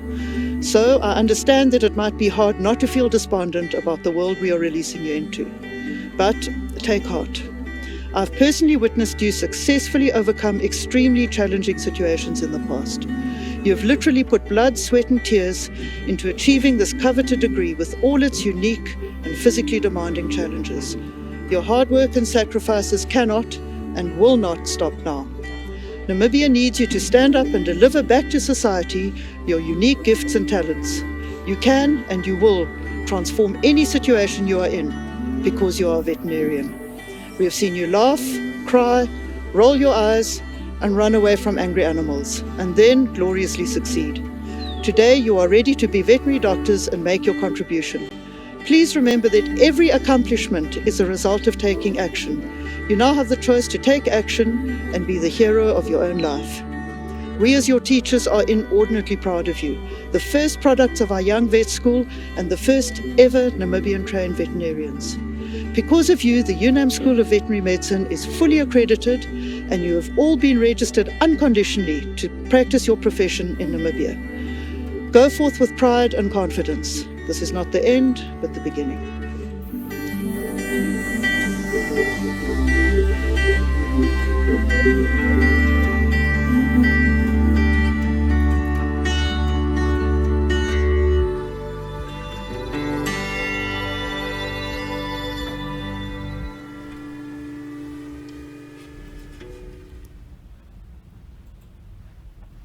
Welcome back, viewers. Meaune, where can the general public direct all queries regarding the application process? Thank you, Monique. As I have mentioned earlier, we have 12 campuses around the country, plus 11 regional centers. So for all those 12 campuses, we have student records office where all queries can be directed to. What I need parents and students to understand is that during this time, sometimes we don't have someone who is physically there at the office. However, our landlines are open and they are linked to our cell phone. In any event they say it's locked down, we are still working. So the most important telephone number that you need to dial is 061 3666 or 061 3111. So those are the important numbers that you need to dial. However, our campuses are still open, and if there's no one at the campus, then our numbers are linked, our cell phone number are linked to those landlines. The most important thing that students need to understand is also what is that I want to study and where is it allocated. So for example, if you want to do engineering, engineering is being offered in Ongwediva, Jose Eduardo dos Santos. You go to Jose Eduardo dos Santos in Ongwediva. If you want to do medicine, you go to Hage Geikom campus. So that is for School of Medicine, and medicine, pharmacy, dentistry, physiotherapy, and everything, occupational therapy, they are all offered at Hage Geikom campus. And the main campus is having education, economics, and management science. It's having humanity, it's having law, it's having science. In science, we're also having military science. We advise our brothers and sisters in NDF also to apply for this, and also high school students. And we also have computing science and so on. And we also have commercial campus where we have education. If you are only one education, you go there. We have New Dam campus where we have School of Veterinary and also agriculture and natural resources. If you want anything related to agriculture or veterinary, you must go to Newdam, and also you must go to Ogongo. Ogongo is in the north. So for food production, you must go there. And we have Osakati campus where they offer nursing, they offer public health, and they also offer a science foundation. As it was mentioned by Josie, that if you want to do science or other related course and you don't have enough marks, you can still enter. It's kind of a bridging course. We also have Hifike Punyapuhamba. It also offers education. So, and also pre-engineering is also offered there because they are close with Jose Eduardo Santos. So for students who didn't qualify for engineering, they can also do pre-engineering to enter engineering. We have Rundu campus also having education and nursing. We have Katima Mulilo having education and wildlife studies. And we have Sam Nyoma in Hants Bay, where they will do marine studies. So if you are interested in knowing fish, in knowing other things under the oceans and so on, you go to Sam Nyoma campus in Hants Bay.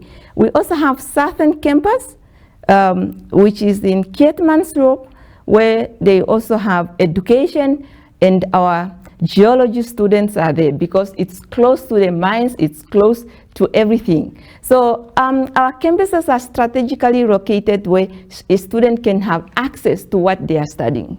So, and that's the aim.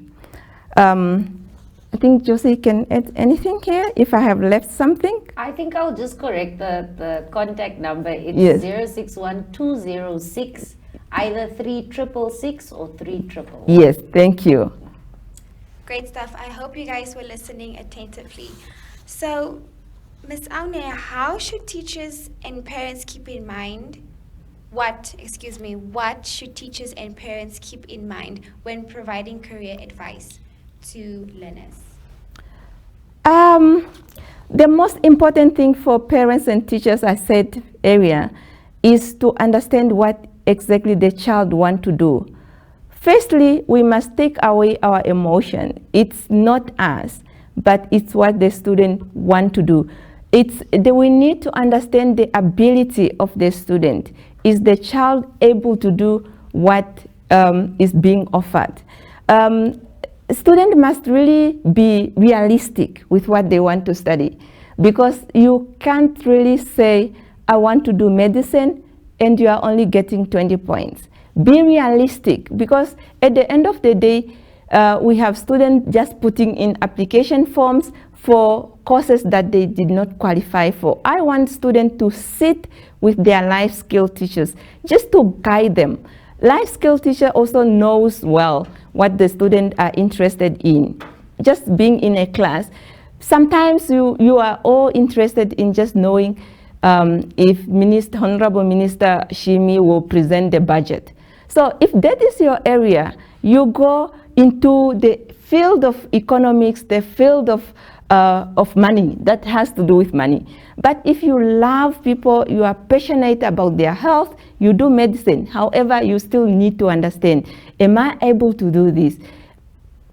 Not only physically, but are you mentally ready to do a certain course? But it's very important for students to sit with their life skill teacher. It's also important for students to have counselors, because we have educational psychologists who can sit and just analyze what the student want to do more. But our offices, as Josie, very, very active. She's always willing to help the students. I agree with Ms. Aune. Thank you so much. Let's just see if we have any questions from any of our viewers. Here are a few questions. If I can ask this question to Josie. The School of Veterinary Medicine has produced its first graduates this year. If you had to convince a student to enroll into this course, what are some of the things you can tell them?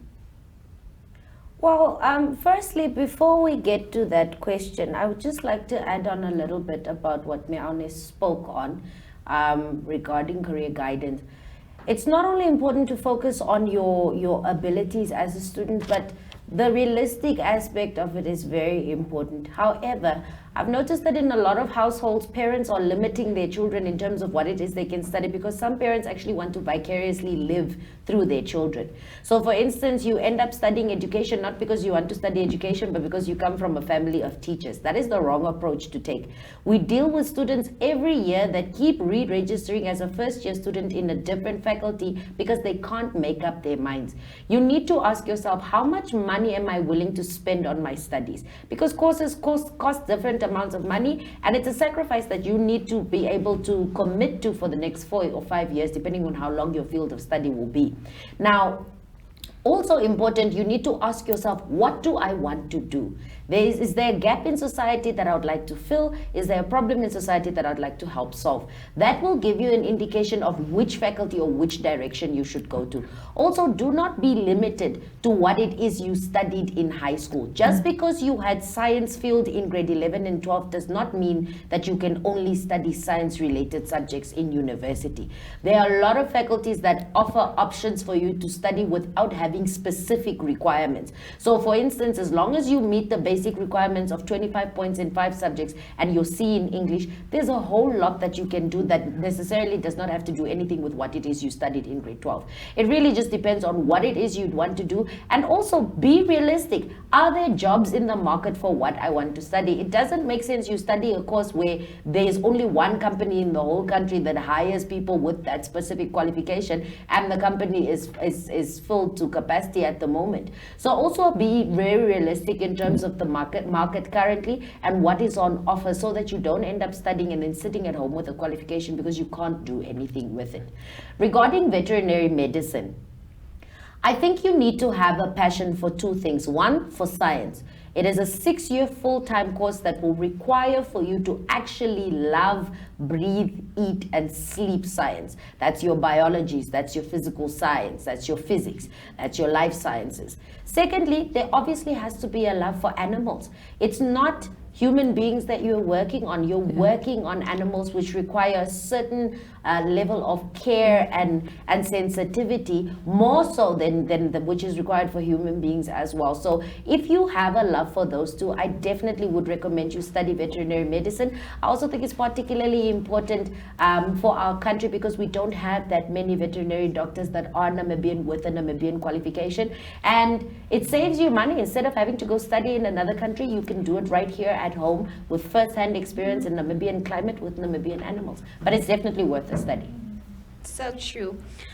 Next question we have here from one of our viewers is, how do we change the narrative of how people see agriculture in terms of seeing it as more specialized field as well as realizing its importance? Oh, okay.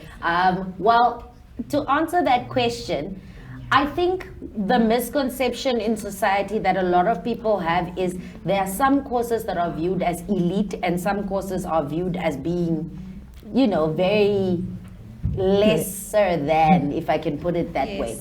Agriculture has to do with food. Food is a basic necessity. We cannot survive as human beings, as animals. We can't survive without food. And the learning of how to grow that food, how to manage that food, how to sell that food, how to reproduce that food, that's a very important study. I think out of all of the various career paths that one could take, agriculture and anything science related and education, those are really, really important courses. We look down on our teachers, but none of us would be educated if we didn't have teachers to teach us. The same way we need agriculturalists, because Namibia needs to move into a direction where we are producing majority of our food, and right now we are importing our food, a lot of our food, actually food that we can be growing here. So I think a lot more people need to study agriculture, because the agriculture sector is one that really needs to grow. True. Well, we're moving into a digital era, a digital world right now. So how is UNAM taking that? Are you guys active on any socials? Do you encourage your students to be active? How do you guys welcome the digital world into your world? Our communication and marketing department is very, very active. And if you go on our platform, they really post everything needed. and students are always updated on everything, every day. So the University of Namibia is ready. So we are ready to take the world using whatever way means needed. We are advising students to come to the University of Namibia. That is the university that they will really enjoy, that will make their life a productive life. Well, you heard that from Ms. Aune. Well, we have a few questions here from one of our viewers, and it's, what do you think students and yourselves as staff miss about campus post-COVID-19? Well, I definitely think just the sense of community. I mean, we are like a whole big little family, if you'll call it. And so one of the things that makes it difficult is not being able to see one another and engage with one another face to face as much as we used to pre-COVID. And so that's definitely one of the challenges that we're having to work in isolated circumstances. I think it's so hard. This is the first time I'm seeing Meaune in a while, but we are both working. So it's just that relationship that staff have with each other, but also staff have with students as well, is something that was severely affected by COVID. Yeah, I think also just by going to the campus and you are not seeing students, and the core business of the university is having students there. Yeah. So it's one of the things that, you feel like you are at the office and you just miss that movement of students coming to classes and students going to classes and having fun as well.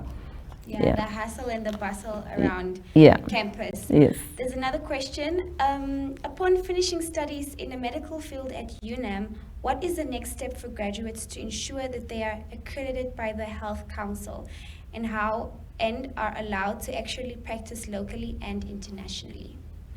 Well, from my understanding, and I speak under correction, there are a certain amount of hours that students or graduates are supposed to finish, and they're usually posted to another area outside of the area where they reside to finish those hours at a local hospital or clinic. Once they have completed those hours, I think there's a set of exams that they're supposed to write, and once they pass those exams, then they're of course accredited by the board, and then they can start practicing locally. Okay, great. We have another question here from one of our viewers. Is how do we shift the mindset of students from classroom to industry in terms of applying theory that they learn? How do you? Well, I think it depends. I think it depends on one, what you are studying, but also to the purpose of your studies. For instance, there are some courses that are practical all in all. Courses that really one needs to get your hands dirty, and that's just what it is. Then there are a lot of courses that rely on a lot of theory for you to be able to do your job properly or make a difference. So I think it depends on what it is you're studying and the purpose of your job. For instance, a lawyer will appreciate theory more than practicality, but an agriculturalist will not agree. For them, they would appreciate practicality more than they would theory. However, both theory and practicality are necessary for you to fully grasp whatever it is you're studying. So they play equally an important role. It just depends on when you need to do what. Totally agree. We have another question here. It says, I think it is a misconception to assume that career guidance is only for school-leaving youth. It can, however, be more difficult to advise a middle-aged person in terms of career. Can you provide some guidance? So, one of the things that the university provides, or platforms that the university provides, is mature age entry, which allows for people who are not necessarily coming directly from high school, but have been working for a specific amount of time and would now like to study. One of the reasons why a lot of people don't end up studying immediately after high school is lack of finances, or perhaps one is just required to step up to the plate and to start providing for your family immediately, and you sort of have to put your studies in the back burner. The first thing that I will say to people who are in their 30s and 40s considering to study, you are never too old to go back to school.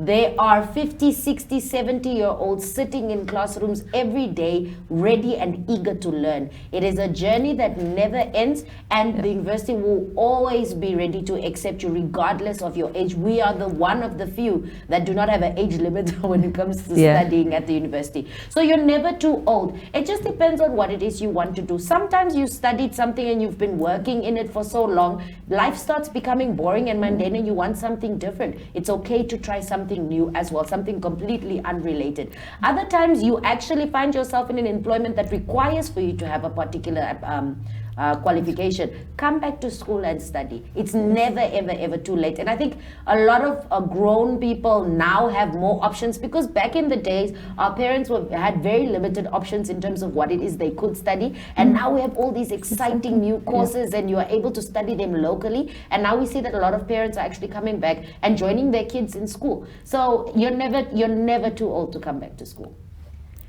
As Josie said, it's true, you're never too old to learn. So keep that in mind, guys. We have another question here. How smoothly is online learning going for students from campuses outside of Windhoek? How was e-learning on those campuses post-lockdown?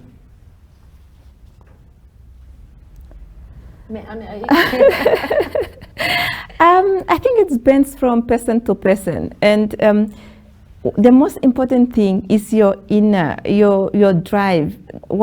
How do you take challenges? That's very important for our students also to understand. How do I take, if they say the school closed today and tomorrow we are starting with e-learning, how do I take it? So for some students who complain, and for some students who say, wow, this is good, I want to be home and study.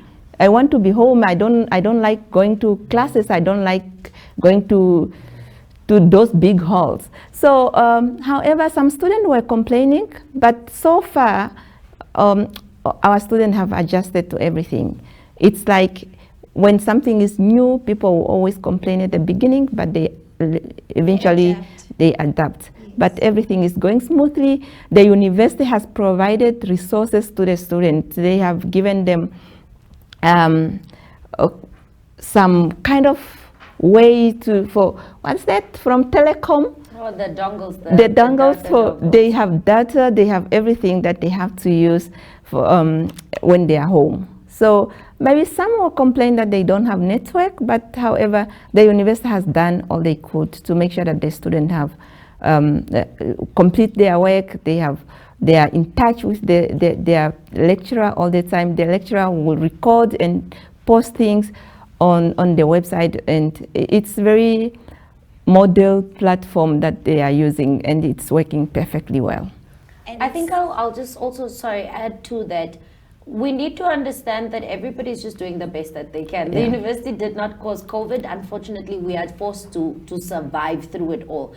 So the online platforms have been put there. However, if you find yourself struggling, reach out to your faculties, reach out to your lecturers and explain what is it that is hindering you from being able to access your online learning. If it's something network-wise, unfortunately, that's not UNAM's problem to solve. We don't have network towers. However, perhaps if you communicate with your lecturer, maybe the lecturer is then able to work out another way in which it is you are able to access your information, perhaps through the campus or through the centers. So don't just have a problem and then keep quiet and not communicate. You actually should communicate to your lecturers and your faculty officers, and the university will try its best to meet you halfway, because what we don't want is for students to be punished because there's a pandemic. That's not what the university wants. So if you are experiencing any problems with your online, please communicate to your lecturers and faculties.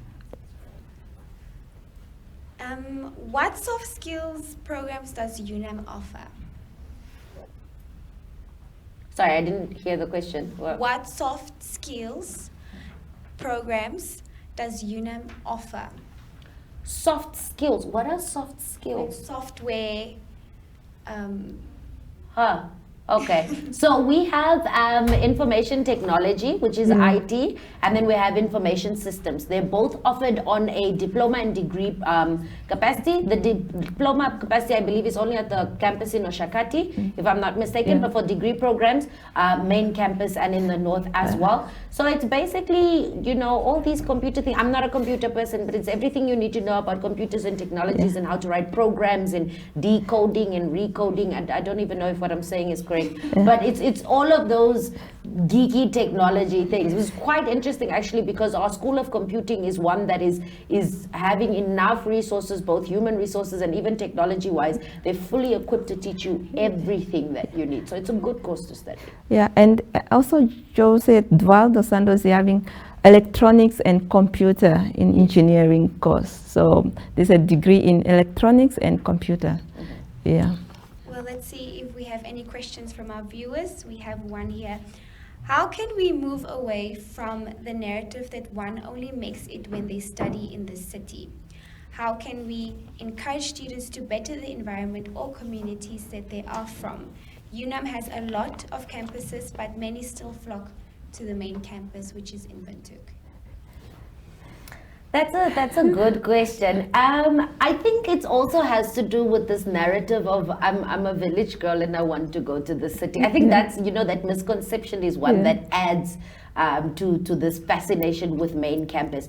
But one thing that we can guarantee you guys is that the standard of the services provided is the same at all of our campuses. Whether it's in Rundu, whether it's in Henties Bay, whether it's in New Dam, whether it's in the south, all of our staff are fully equipped and fully qualified to assist. You get the same quality of education wherever it is you study. So don't be so quick to rush to main campus. Besides, it's so full. Why would you want to come to the campus that has the most people in it? And then there's also lack of enough accommodation for everybody. Now you come to Windhoek and you come and struggle with accommodation just for the sake of being in Windhoek. I think it's also important for purposes of, like you said, building your societies to rather stay and study there and then contribute towards building the economy of your immediate society. I think it's something that we need to start looking into. I think perhaps maybe as a university we must also start having a cap of how many students from outside can actually study in Windhoek. And if the course that you want to study in Windhoek is being offered somewhere else, then I think we must start sending them there as well. Because how will we build our towns and our villages if we don't stay there? Yeah, and I think students must also be advised to go to those small campuses more, because it's a small community, and in most cases you will just walk to the campus. You don't need taxi money, you don't need accommodation, is affordable, and so on. I will advise students, if the course that you really want is also offered in some other campuses which are not just the main campus, go there, explore there. So it will be better for you. Go to Southern Campus, go to Katima, go to Hens Bay, explore more, not just Windhoek. So it's cheaper even. It's cheaper and for you. It's easier to be a star student in the smaller campuses, because you don't have that much competition either. So it's much easier to do better as well. I'm only thinking about that. That's true, guys. You heard it from Josie and Aunet. Don't chase the Windhoek life. It's not all that. So stay at your communities and help grow your community. So just little words of encouragement you guys can give the students that are, you know, studying and trying to do assignments and tests during this COVID-19. What words of encouragement can you guys give them just to push through this time? You know, any challenge that comes, it will go, but your education will be there, which will remain. What I'm advising students is just be focused, as Josie said. Communicate. If your lecturer, if you are not getting what you need to do, communicate. However, our grade 12, our grade 11 student, we want you. Come to UNAM. It's the best place to be. I think I would just add on by saying, you know, at the end of the day, you are not the only person that has to deal with the effects of the pandemic. Everybody is going through it. But if you just do what is necessary, we can survive the pandemic. I don't think that your education should suffer. As a matter of fact, let this qualification be the one good thing that comes out of the pandemic. So keep studying, keep submitting your assessments on time, and make sure that Even though the rest of the world has stopped, your educational journey continues to go onwards. And like Meaune said, we are so ready and eager to have all our grade 12s and 11s next year. Looking forward to just engaging with you. And also, we're the only campus where the First Lady was a former student of ours. So please do come to UNAM. There you heard it, guys. Thank you so much, Josie and Aune, for joining us at the Career VX virtual experience. It was lovely having you guys here. I found it very informative. I hope you guys did as well back home watching this. Next up, we're going to have Miss Naufiku from Standard Bank. Stay tuned. We're going to go for a quick ad break. If there is space, there can be focus. And if there is focus, the mind can be clear, the mind can be open. In the vast openness of Namibia, a jewel shines bright. A space to fill your mind with progressive thought, and a space for your brain to breathe. It's a place where the inquisitive thrive and the passionate pursue, where you can realize things you thought you could only dream of. This place is the University of Namibia, offering you endless opportunities for endless possibilities, where education is redefined by lecturers that teach with relevance and encouragement, and give their students the freedom to shape, the freedom to explore, and the freedom to build. This place is the University of Namibia, offering you endless opportunities with the widest scope of disciplines in Africa, where a brand new engineering campus allows future engineers to be innovative in their respective fields, where the doctors, pharmacists, and nurses of tomorrow are cultivated and trained at a state-of-the-art health sciences campus to dream big things, to do big things. A place with a science department that partnered with the United Nations and conducted breakthrough research in mushroom production. UNAM is the place where students inspire each other, connect with each other, and share with each other, where everyone is encouraged to think openly and speak openly. An environment where every thought and every action pushes you forward within a vibrant culture of stimulation, collaboration, and growth.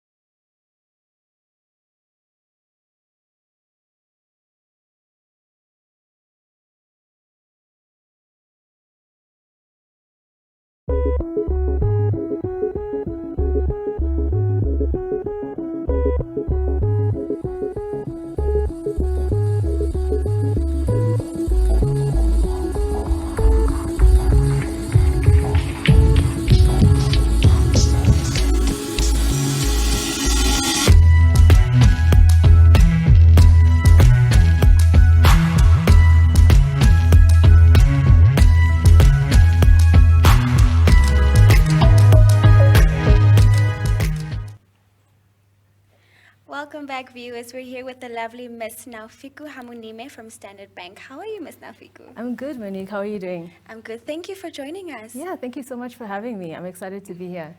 Okay, great. Let's just get right into it. Absolutely. Tell us about the Standard Bank Graduate Program. What is it? Who can apply to it? And how can one apply to it? Okay, so the Standard Bank Graduate Program is essentially a program that Standard Bank has, where we basically take in young graduates who've just finished their degrees, have no prior working experience, and are excited to get into the banking or the financial sector. What's really great about the Standard Bank program, and I think what makes it very unique, is that candidates don't need to have prior work experience. So you come straight from university, having studied whatever it is. We're not very picky when it comes to what people have studied. And I think that's important to highlight, because when people think about banks and finance, they think they need to have a business degree, but that's not the case. The bank is huge. There's so many different departments. We have IT, we have HR, we have legal, we have so many different facets of it. I mean, we have a marketing department.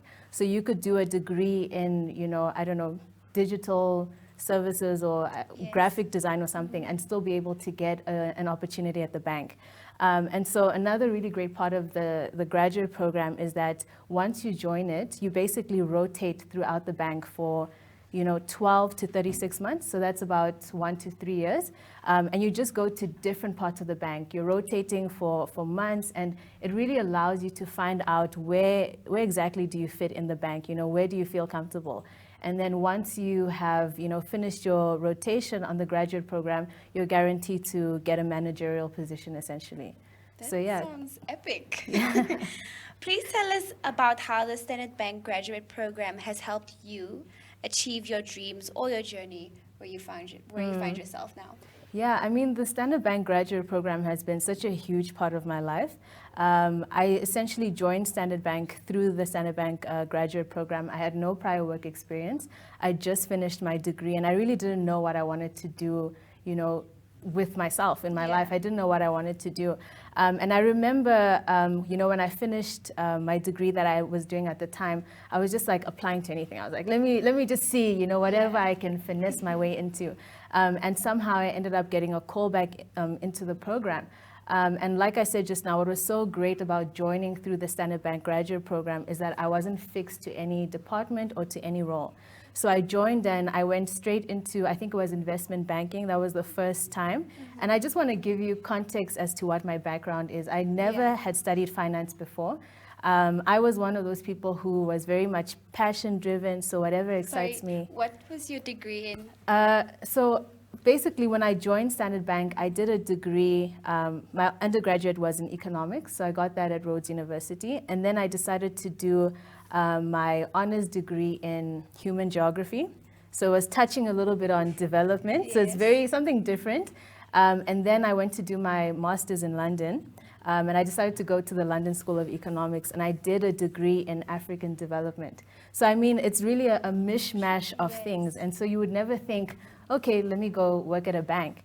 And so the graduate program, why I was saying it was instrumental was because I joined, they sent me straight into investment banking to figure out, it's something that I enjoyed. And, and whilst I never had prior experience in finance, what it really picked up and that I did have was research. Research was a big skill that I had because of all the studying that I'd done. And so it was almost... I almost want to say like it just kind of flowed how it happened, and I ended up eventually getting the role of being the bank's economist. And it just kind of happened naturally because of the program and through the program. And it exposed me to so much. I mean, I've experienced so much in my 4-year working career, which has just been amazing, and it's all because I started in the graduate program. Great stuff.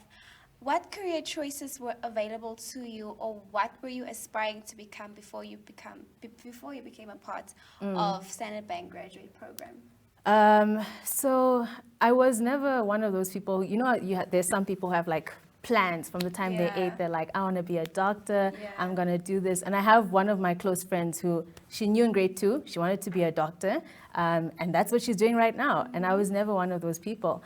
I think you guys can tell from what I studied that it was just everywhere. Yes. So essentially for me, I just wanted to learn, and I wanted to do something that I was passionate about. And I drifted to economics because it's the kind of subject where you get to learn about what's happening in the world, and you're able to understand it and also explain it to other people. So that for me was really interesting.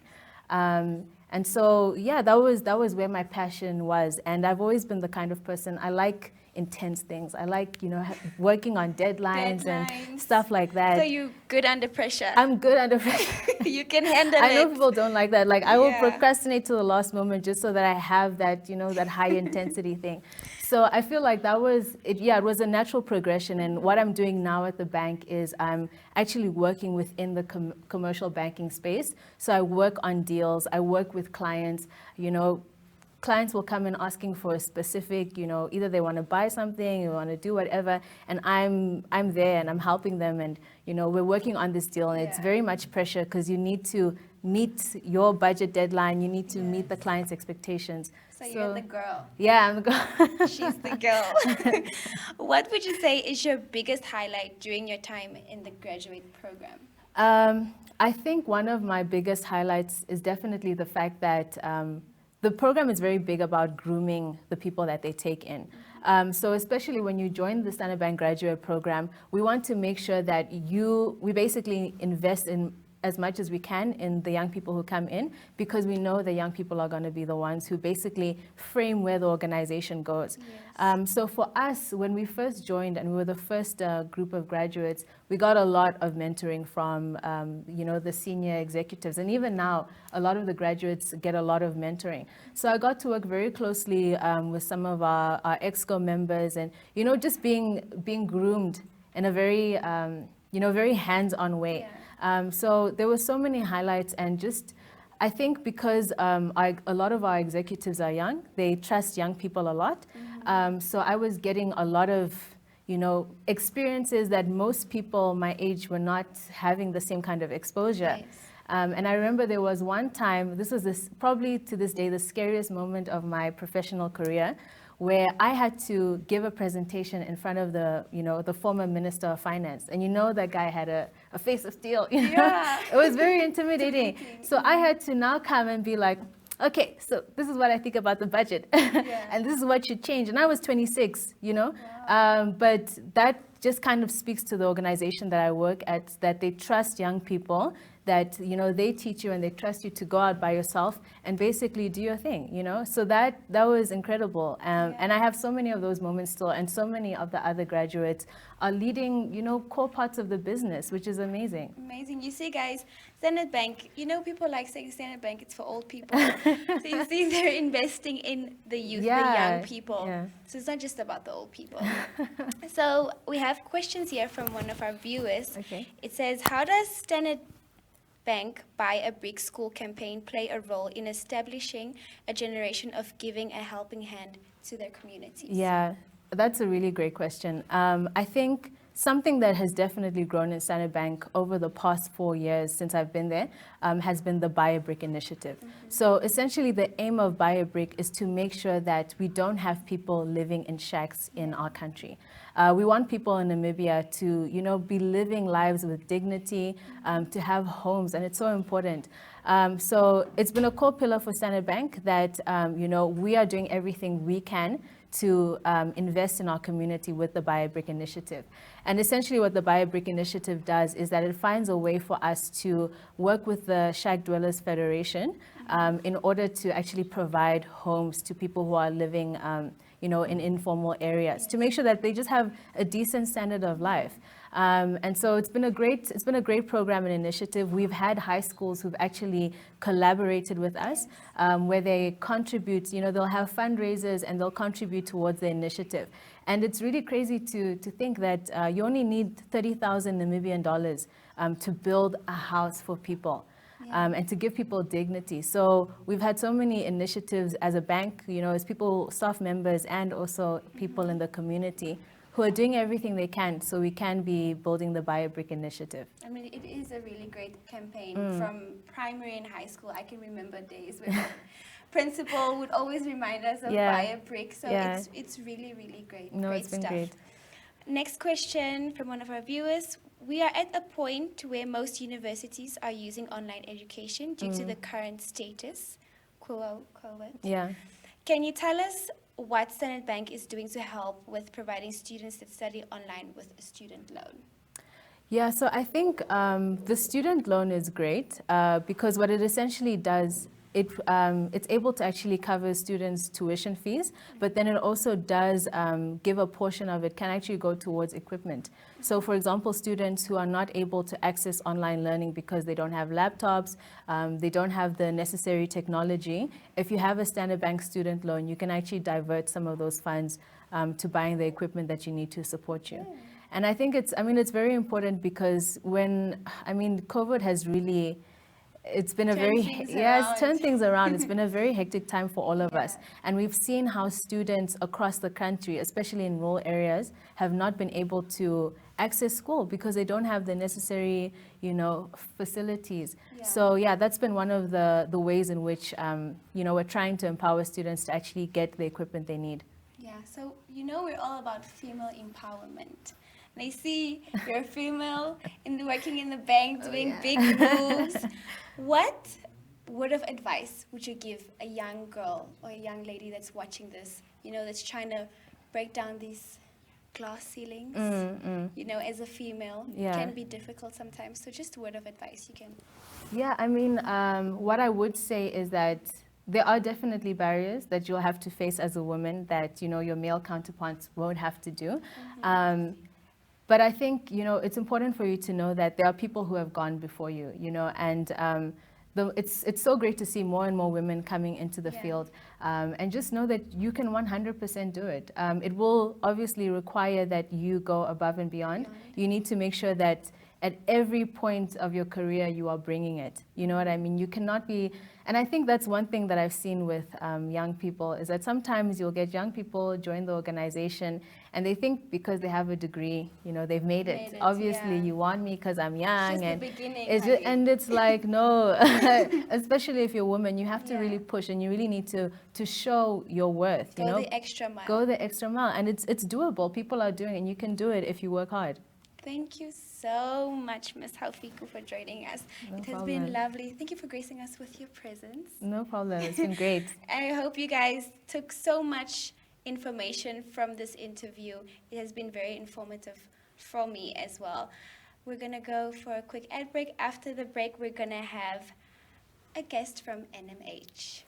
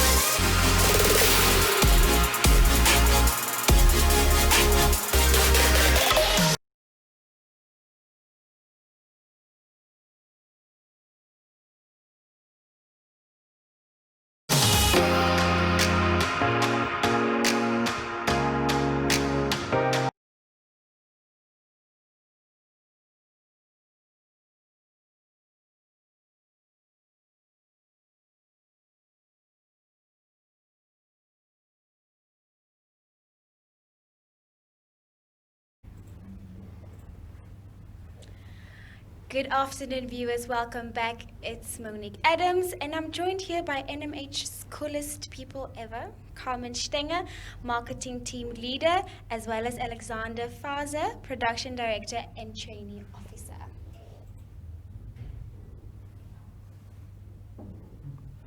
Hi there. Hi, how are you? I'm Carmen. I'm Alexander.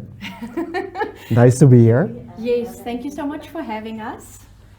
So, yes, I'm the marketing team leader, and this is my colleague. I'm a production director and training officer for Namibia Media Holdings.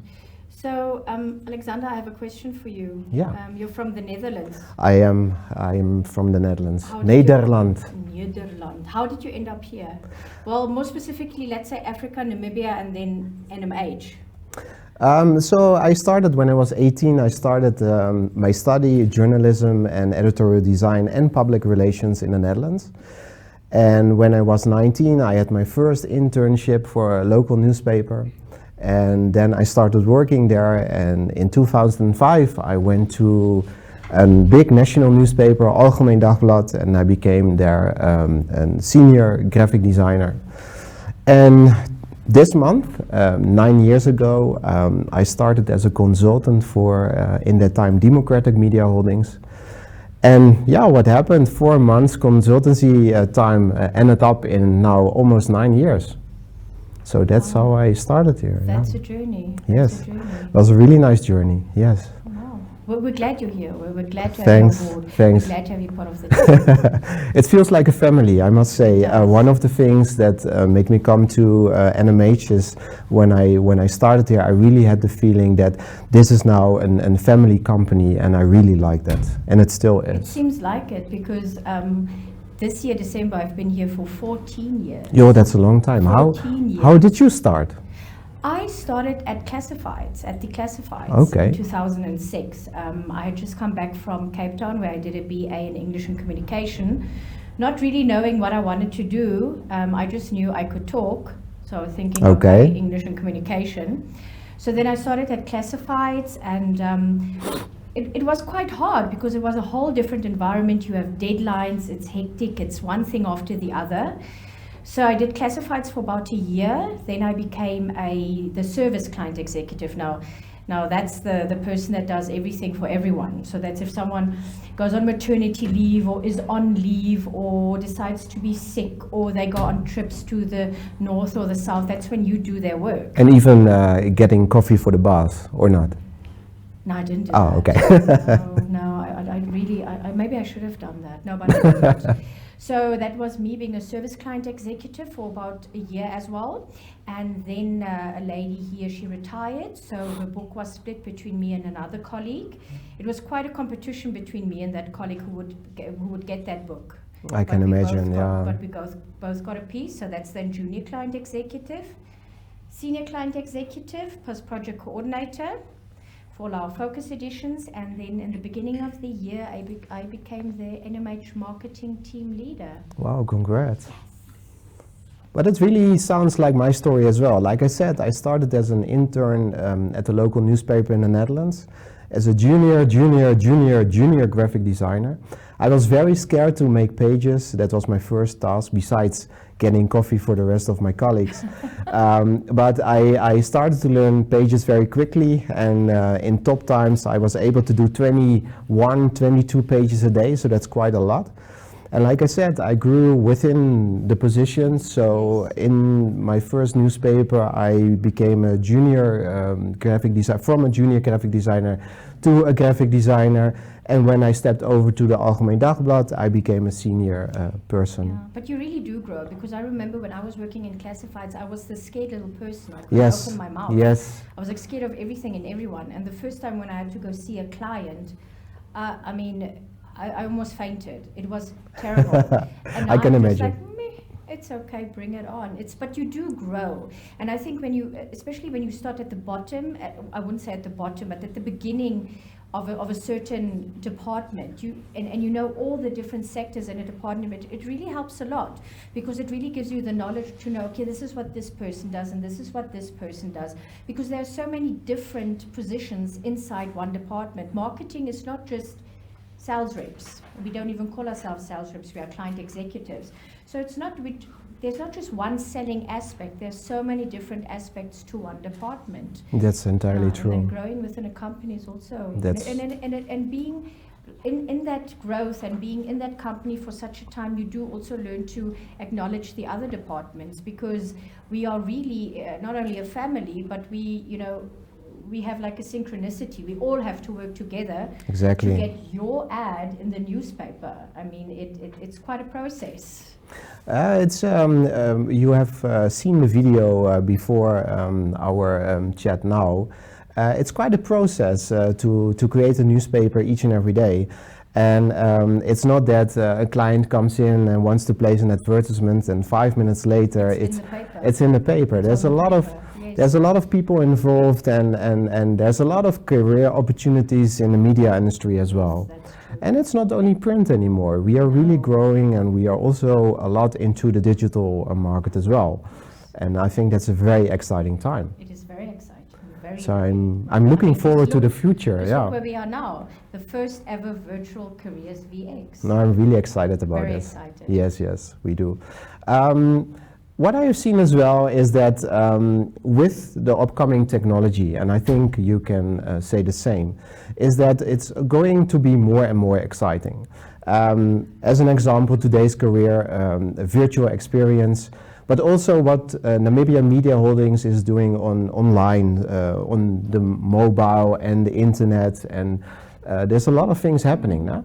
Yeah, with the In Touch, the C19 registry, we have our My Info app. There is so much. I mean, we could go on all day, but our Q people are telling us to wrap it up. Well, there we have it, guys, with one of the coolest people, because NMH has a lot of cool people, so these are just one of the coolest people on the NMH team, Carmen and Alexander. We're going for a quick break. After the break, I'll be joined by Mr. Henny Gledenhuis from NMH.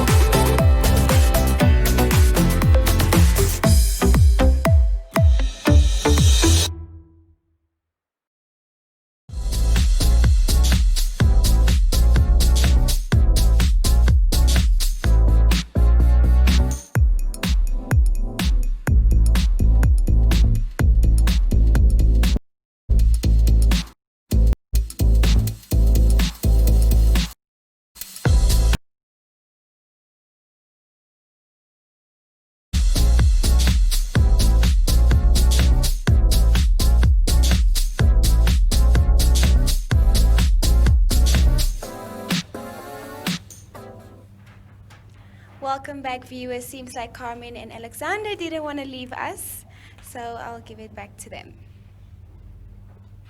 Yeah, we still have some more stories to tell. We have, because Alexander, I want to know, to really thrive in the media, in the media business, or in the media platforms, or in the media career, what do you think is the most important thing to have?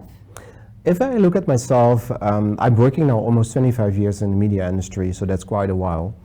you must have passion. Without passion, it's very difficult. The media industry does take a lot from you. So you must make sure that whatever you do, either you are the journalist or you are working in IT or you're working in marketing, for instance, or in the design department.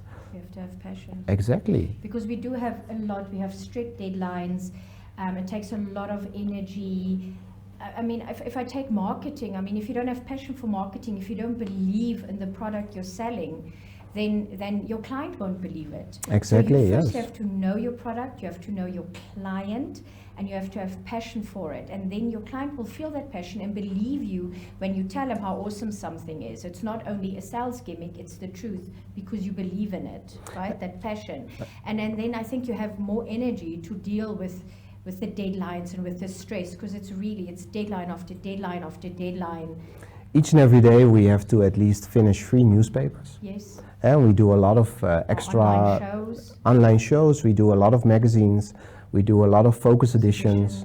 So there's a lot of pressure on us, but maintaining your passion keeps you in the motion. I mean, if you and see that helps. the videos that we're just playing, we have the NMH 8 Spotter daily, Active Kids daily, Kids Compass daily, NMH at 1 daily, it's Evening Review daily, and it's awesome. It's absolutely awesome, because the same people that work on these shows also work in marketing. They also work in newspapers. They are journalists. We've got the MyZone. I mean, you see how awesome the MyZone team are. You saw what they did today. I mean, they are just a bundle of joy and energy. Amazing, yes. Yeah, they are the most passionate people that I know. Exactly, yes. and that's what I said before the break. It's exciting times. When I started here 9 years ago, we were only making three daily newspapers. Yes. And look at what we are doing now. Yeah, I think when I started here, it was only the AZ and the Republican, and then And the Sun. just, I think. Oh yeah, and the Sun was not there yet. Yeah, just after I started, they launched the Namibian Sun. Exactly. Yes. No, it's really A lot exciting has happened. times. A lot has happened. And I see that also in my design department. We have I have in my team approximately 24, 25 people. And what you see in the team as well is having the passion to design and getting the communication out in a very nice way, in a very attractive way. I always sit with my team and I want them to whatever they design, and even it's for the newspapers or maybe for your advertisement. Each and every message what we bring across, it must be attractive, it must be done passionately. Very much. Yeah, and then only, of course, I mean, you see the people in front of the screen today, and you see a lot of our marketing people, but there's so many people behind the scenes. You've got your events departments, your studio coordinators, you've got your IT people. Journalists. Journalists. Okay, well, they're a little bit in the limelight. They always get invited to functions. They do. They like the. And then, of course, there's finance, there's HR. I mean, yes, Oscar, he's the guy who's behind the scenes here, who's making us look so pretty, you know. And then Audrey, he's part of my team. My client executives, and she's been the studio coordinator today. She is excelling at what she is doing. So proud. I mean, it makes my heart so proud on how well the whole Virtual Careers VX for the first time went off so perfectly. I mean, it's exciting. I'm very proud, and I'm very proud to say I'm part of the NMH team. I definitely want to continue within Me it. too. Yeah. Yes. I mean, I think I'll make it 20 years. We will make it.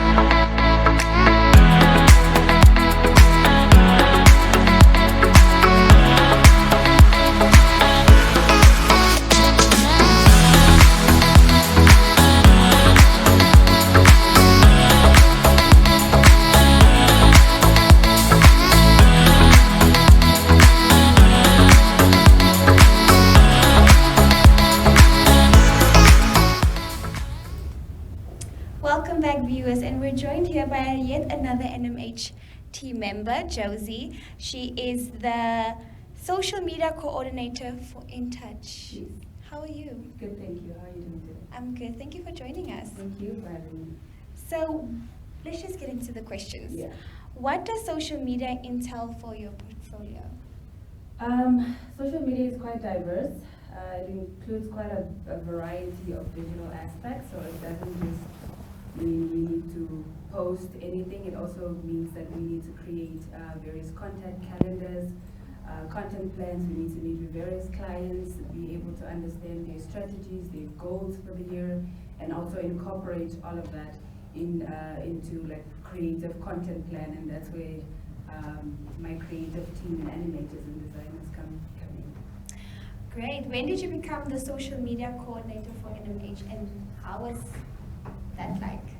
Officially, I think before NMH, I had started in 2016. I was managing a student fund, the Namibia Students Financial Assistance Fund, social media. So that's when I officially started with social media, but with NMH it started just last year actually, 2019, around August, if I remember correctly. Please. What fun aspects are there of social media? The fun aspect is that you can explore quite a lot. Social media has a variety of platforms, as we all know, and as we can all relate. We've got, the Facebook, the Twitter, the Instagram, the TikTok. Yes. So I think the fun aspect for me is that I can explore all these platforms. I'm also able to pretty much understand that all these platforms require different types of content, as well as there's a different types of people that actually use the different types of social media, and also the type of visuals and content that needs to go out there. Yes. So, anything you've ever posted, has it gotten you in trouble?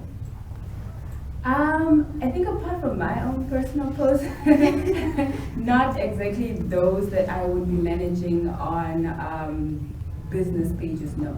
Fortunately, in actual fact, that has not gotten me into any trouble. I also make sure that all the content plans, all the content calendars that I develop are reviewed and approved by the client as well. So we're pretty much all on the same page. Okay. Yeah. What challenges do you experience as a social media coordinator? I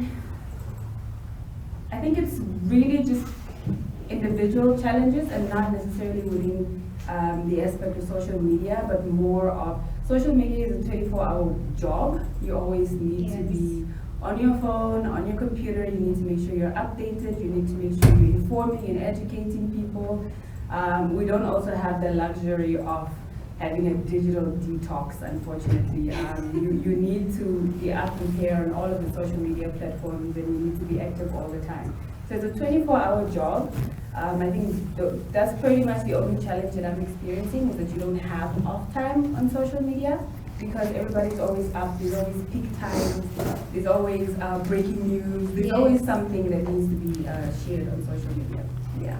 As you mentioned, you don't have any off times, which is, I take a break from social media because it really has an effect on your mental health sometimes. So you that don't take off breaks, what do you do to make it all work? And I think as mentioned before, when we do the content plan, or when I do the content calendar, and the client reviews and approves it, I'm able to structure the content, get it designed, and already schedule it on different platforms, so that at certain times I can pretty much rest and I don't have to do things last minute. Yes. So there are times where you can rest, there are times when you can switch off your phone, and of course, you can always check in and there, but you don't have to do, the actual admin work of social media. So just to post in advance, or to schedule posts in advance, also gives you some free time for yourself and other stuff as well, and to plan, and to plan ahead. So out of all the social media apps, which is your favorite? And I would why? say Facebook. The reason I say Facebook is not just because it was one of the first social media platforms that came out. It is also quite limitless in terms of visual content and text as well. I think everybody pretty much started off with Facebook before the Instagram and Twitter and TikTok started. And also in terms of businesses, they've got quite a variety of pages that are on Facebook, and the market is quite lot. It's a variety from young to old to business people to people looking for opportunities to people looking to connect. So I think Facebook for me will always remain number one. I think then it will most likely be followed by Twitter and then Instagram and then LinkedIn and then the rest follows. Yeah. What did you study and how did you become a social media coordinator? I did my bachelor's degree at the Namibia University. Actually, it was Polytech at the time, so I'm quite old as it seems. So I did my bachelor's in communications there, and then social media only came within the expectation of communications and marketing, because now it is in the spectrum of marketing. Social media marketing is now under public relations, it's now under marketing in general, and of course communications. So that's pretty much how it all starts. Let's have a look if we have any questions from any of our viewers. Okay. Well, we have one now. Okay. When establishing a new account, how do you establish a large following? You know, people are chasing followers. People are chasing followers, and the one thing I need to start off with is it takes time. Yeah. You're not instantly going to get followers unless you already told them in person that, hey, I'm going to start a Or page. being consistent. And being consistent, yes. But when it comes to following a page, there is a variety of stages that one obviously needs to follow, including the market research, and also including the type of service that you're going to provide, and also content calendar, of course, being consistent with your content, being able to inform people on either on a daily basis or on a weekly basis, and also being able to engage with people, answering questions, answering DMs or direct messages as we call them. So followers will definitely come looking for you most of the time, but in the beginning you would have to do most of the work. And that doesn't obviously just include social media, it also includes the WhatsApp and other various platforms, of course, that you can So use. post a lot of content and Post be a lot of consistent. content, be consistent, engage with your followers, answer questions that are being asked by your followers and everybody else who's interested in your service. Yeah, and I think a lot of people have they just want to be in food, you know, fitness, And fashion. fashion and eyebrows and so forth. But I mean, let's not limit the possibilities and the opportunities. Of course, everybody has a skill, and everybody is looking for a piece of the cake. And I think if you can get it and if you can stand out from everybody else, then of course the opportunities will arise and people will come looking for you. Thank you so much, Thank you. Josie. Thank you for for having me. joining me. There you have it, guys. I hope you guys found it very informative. After the break, we're going to be joined by another NMH member. I'm not going to mention his name, but stay tuned.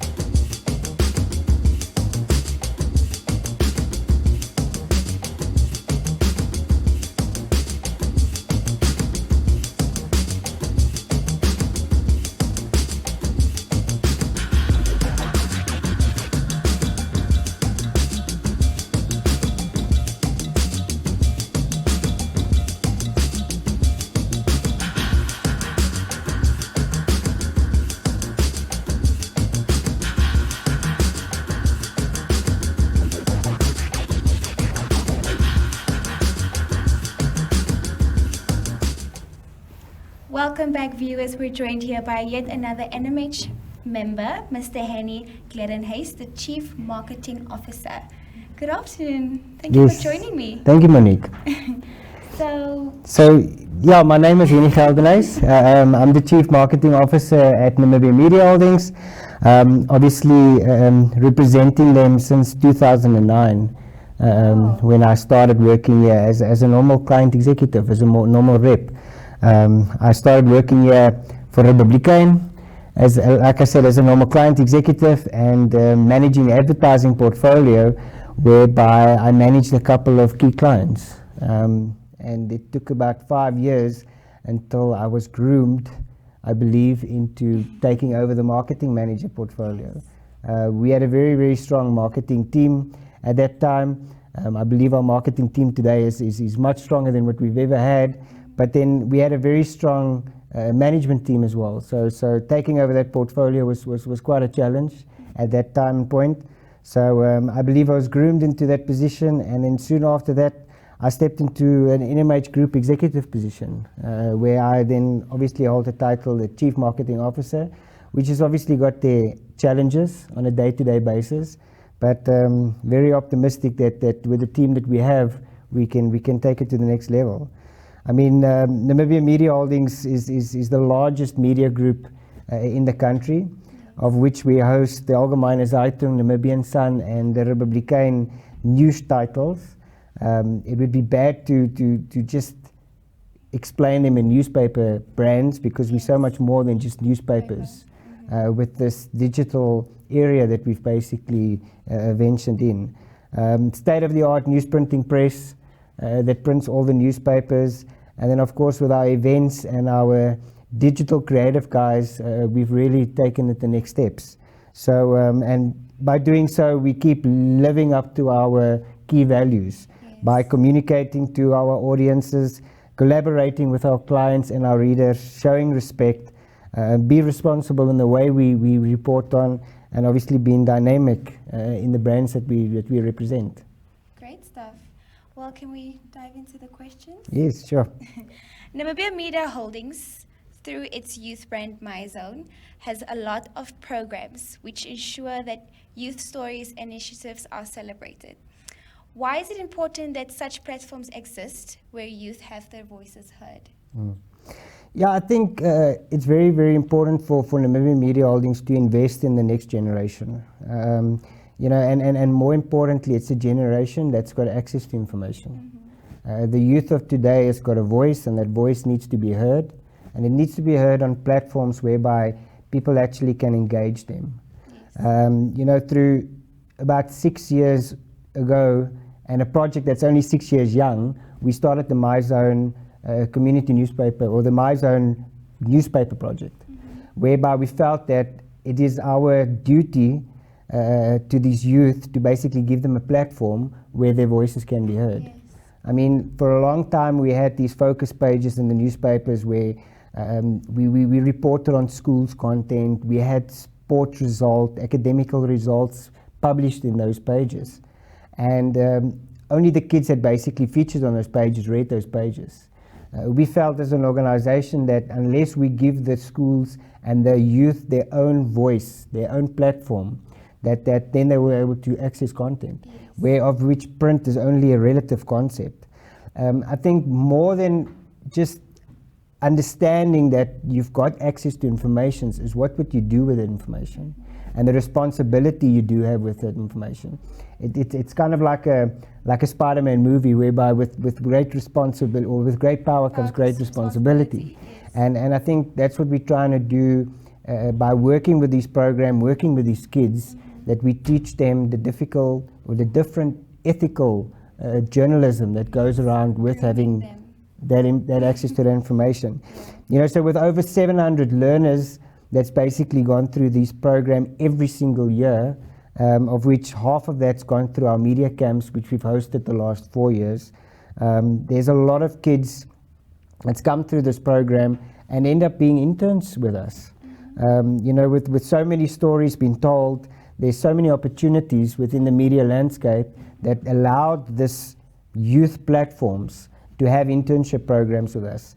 I mean, kids would come and work with the editors, getting first-hand experience of what the media industry means and what it entails, the passion. I mean, some of my colleagues were talking earlier about the deadlines that needs to be met. Yes. And it's a real discipline principle that needs to be adhered to. And then what better way to get that by having an internship program with us, whether it's from journalism to graphic design, in the marketing team, in the sales team, even with the events team, where everything gets run at such a high capacity. And it really teaches the youth what the real life is waiting for them in the world of media. And these youth platforms just gives us that opportunity. And then furthermore, bursary opportunities then develops within our organization. We're very proud that over the last 2 years, we've had 8 individuals sent to, or we've enrolled 8 individuals in digital marketing courses, media studies, communication, and or journalism.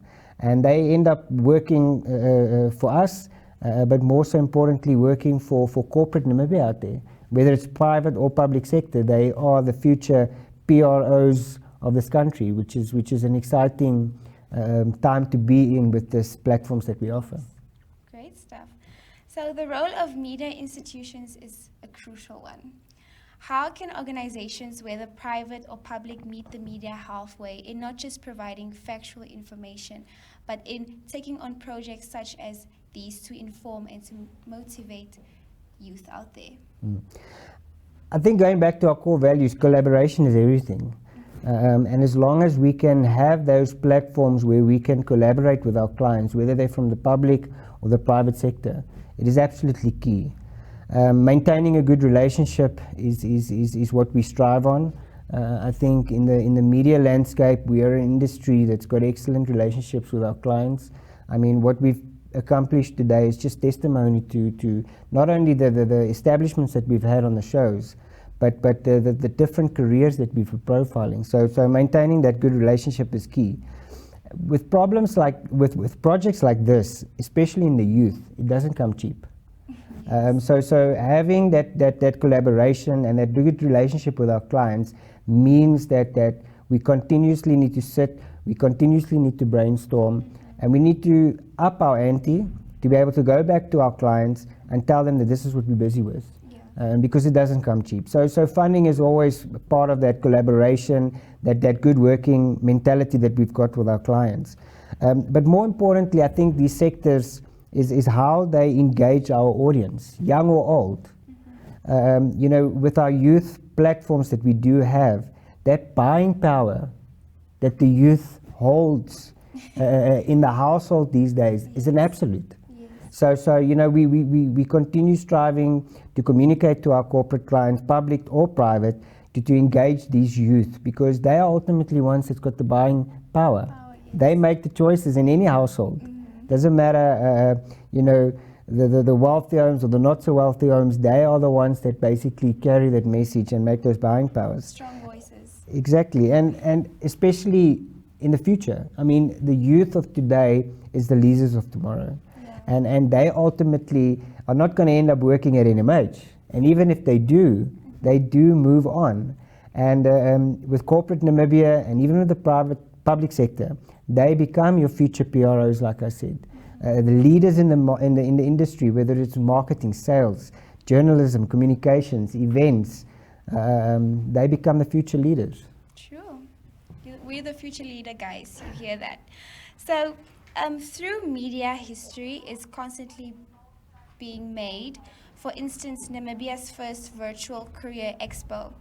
What is the ultimate goal for bringing people together and collaborating in such times as the global pandemic? And what do you hope the viewers take from this? I think firstly, what you'll have to appreciate, especially in the name of this pandemic that we're facing, education can't stand still. And I think if we just let it sink in for a while, what we've accomplished today is just testimony that in difficult times it calls for difficult measures. And through this virtual careers fair, we've basically showed the world that there's a better way of communicating to our viewers out there. I think media plays a critical role. They are at the forefront of taking ownership and sharing that information, and it must be used. So coming back to your original question, where the clients needs to take advantage of it. There's opportunities out there. There's always more solutions than what there's problem. And again, through collaboration, we need to come up with those solutions together and basically show the world what we're capable of. And the Virtual Careers Exposition was just one way of showing the world what we can achieve, how we can achieve it, the volumes that we can reach, and the discussions is happening. I'm sure with from what I've been looking at today, the amount of questions that's been asked from the audiences, they are real live questions. And in a virtual environment, that is phenomenal. So, you know, what the viewers can take from this is obviously that we've given you an opportunity to see what careers are out there, what passion these careers experts are portraying in their different fields that they've basically displayed with us today, and how the institutions have taken this upon themselves to come and explain to our viewers what's in it for them when they join a company, whether it's PwC or whether they endorse them or enroll themselves in a university, experience at campus life. So hopefully today the viewers can have taken something out of that. Yes.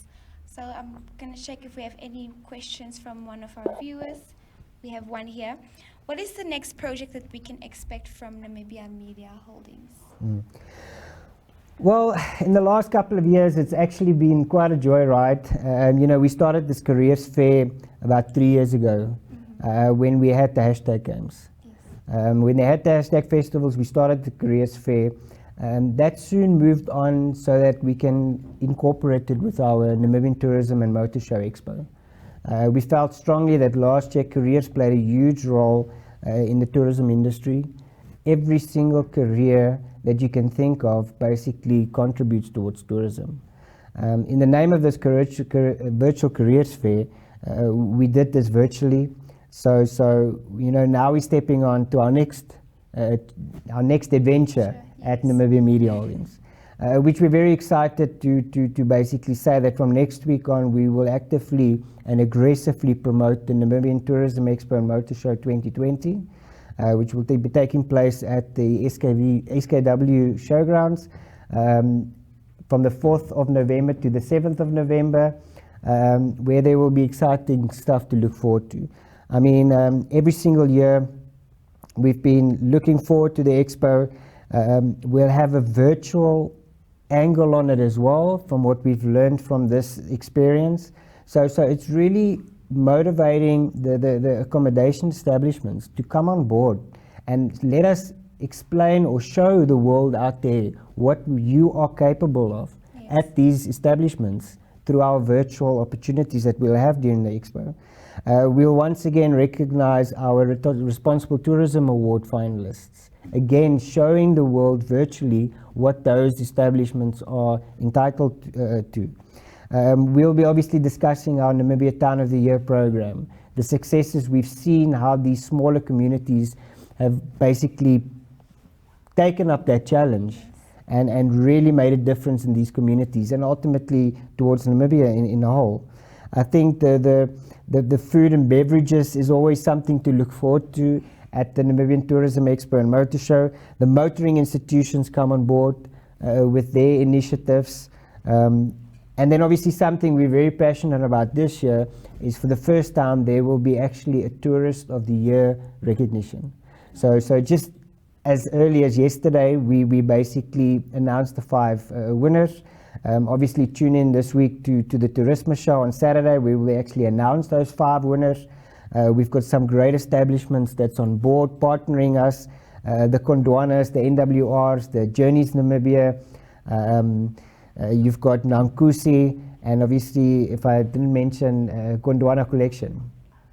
And then obviously one of our key institutions that was part of our Careers Expos today was the Otter Harbour List Group. So Own Our Leisure is also part of that initiative, which we're very, very proud of. So there will be a first Tourist of the Year that will take place this year. And then, of course, what we're also really, really looking forward to is giving back to our visitors visiting us at the Expo. But more so also the exhibitors at the Expo. Because for the first time, we'll have a virtual booking system. So visit the Expo. You could be one of the lucky winners to walk away with a voucher that's redeemable during the time of the Expo. We'll give our exhibitors an opportunity to literally book pay for your accommodation already at this year's expo. Whether you book that as a 14th of February, Valentine's special, or whatever the case may be, you get your voucher, you've got an opportunity to claim that, and all in the name of NMH. So it's about $1,000 vouchers that we'll be giving away. So it's $1 million worth of vouchers that we'll be giving away, which we're actively going to PR that in the next couple of weeks. So watch this space. Please engage us if you want to have more information once we start filling our shows with the content. Watch out for our newspapers, and it's exciting time. So that's the next big project that we'll be taking on. So we'll be very much looking forward to that. So when Mr. Henry's not busy at the NMH office, what do you like doing in your free time? Enjoy doing? Obviously my portfolio and my colleagues were making reference about it earlier. The deadlines and the pressure is something that you live by. So every single day is an adrenaline rush. There's no more, every single day is not the same day. Yeah. In my spare time, when I'm not looking for such an adrenaline rush, I do play golf. So that's something that tickles my fancy. But then the thing that I really search for is skydiving. So you know, I do skydive. Sometimes it does take Monday to Friday's pressure to force you to jump out of a plane just to get some sanity back. Yes. But yeah, so far so good. So it's something I enjoy doing. Thank you so much for joining me once again, Mr. Henny. And there we have it, guys. I hope you guys found this very informative. We're gonna go for a quick break. Stay tuned.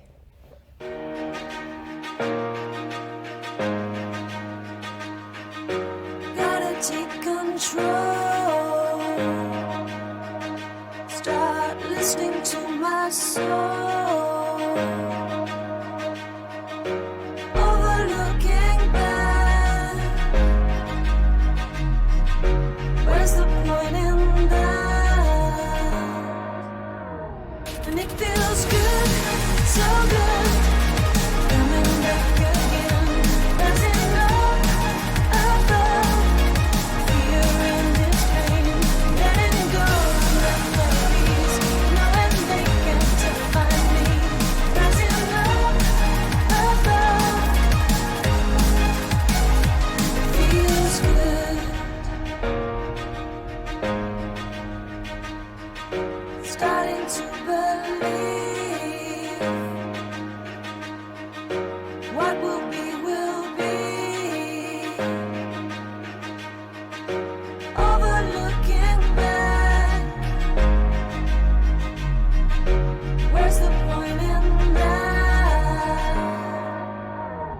And it feels good, so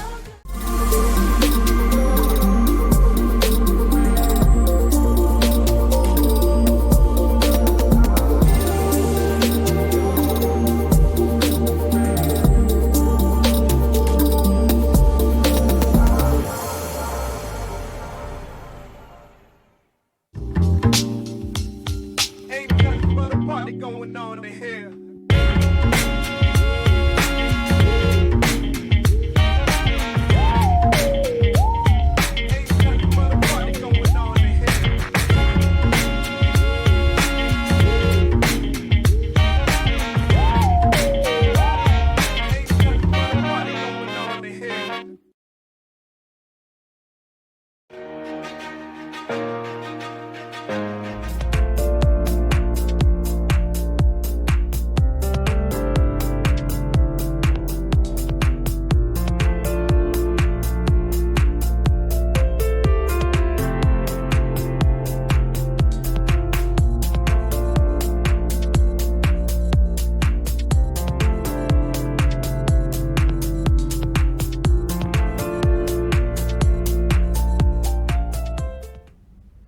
Welcome back, Namibia. It is I again, Tonole Mungoba from MyZone, and I'm still joined by Mr. Henny, who is our Chief Marketing Officer for NMH.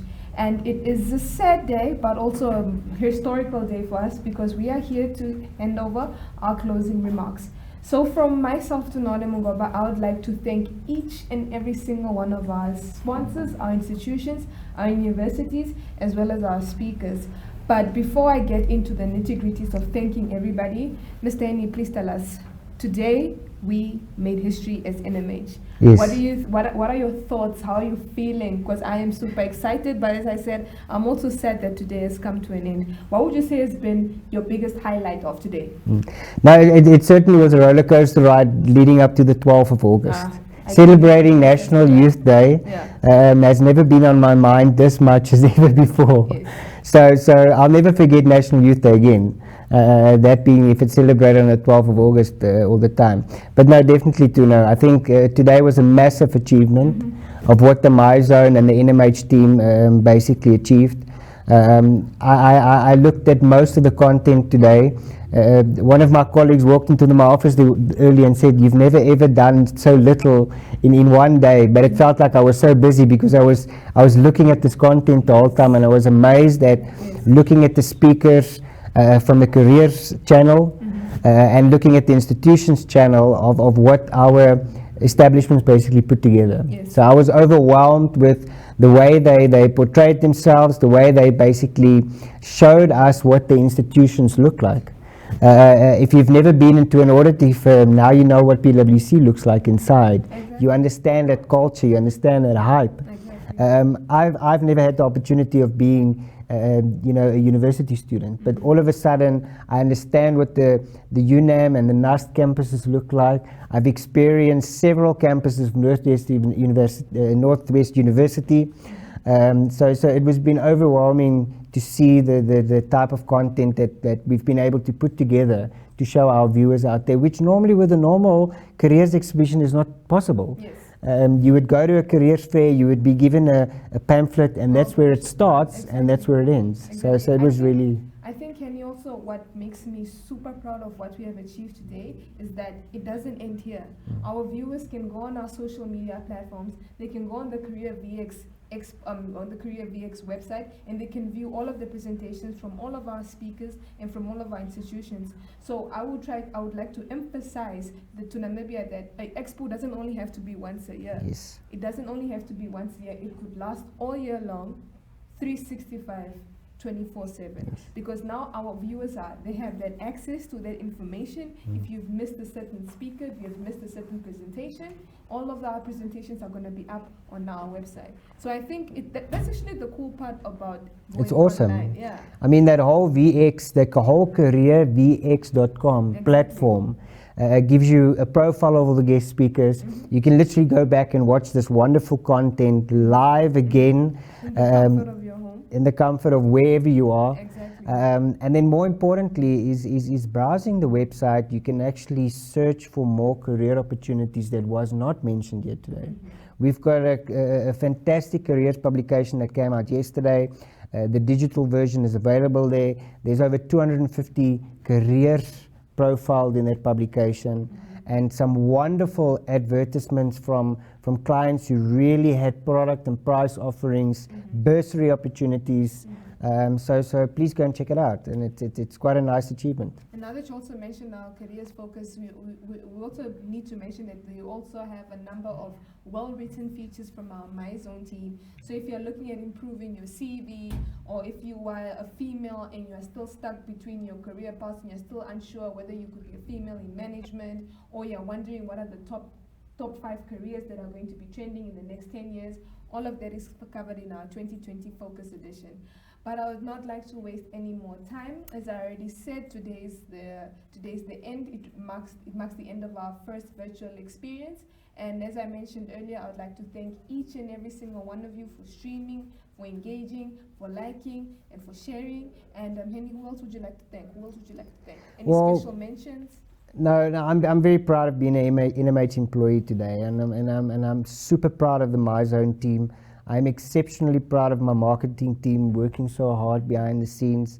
Alexander and his graphical design team really put some awesome content together, and our events team has just been phenomenal. Yes. We've had mixers here, and I wish I could show him on screen, sitting here the whole day looking after this content. We've had Audrey that's been at the back of scene here, choreographing everything, making sure all the stuff runs good. And it's just a wonderful achievement. So from the bottom of my heart, I'm a very proud NMH employee today. Yes. And I'd like to say thank you to the team. And, you know, they tell me to do this, what my daughters basically always do. So there's a lot of love. But just thanks to the bottom of my heart. And I think for all the viewers, when we do this credit roll at the end of the show, appreciate that the names that you've seen there has really gone through a lot to make this work. So it's actually very, very passionate, and we're very, very fortunate to be part of this great historical achievement.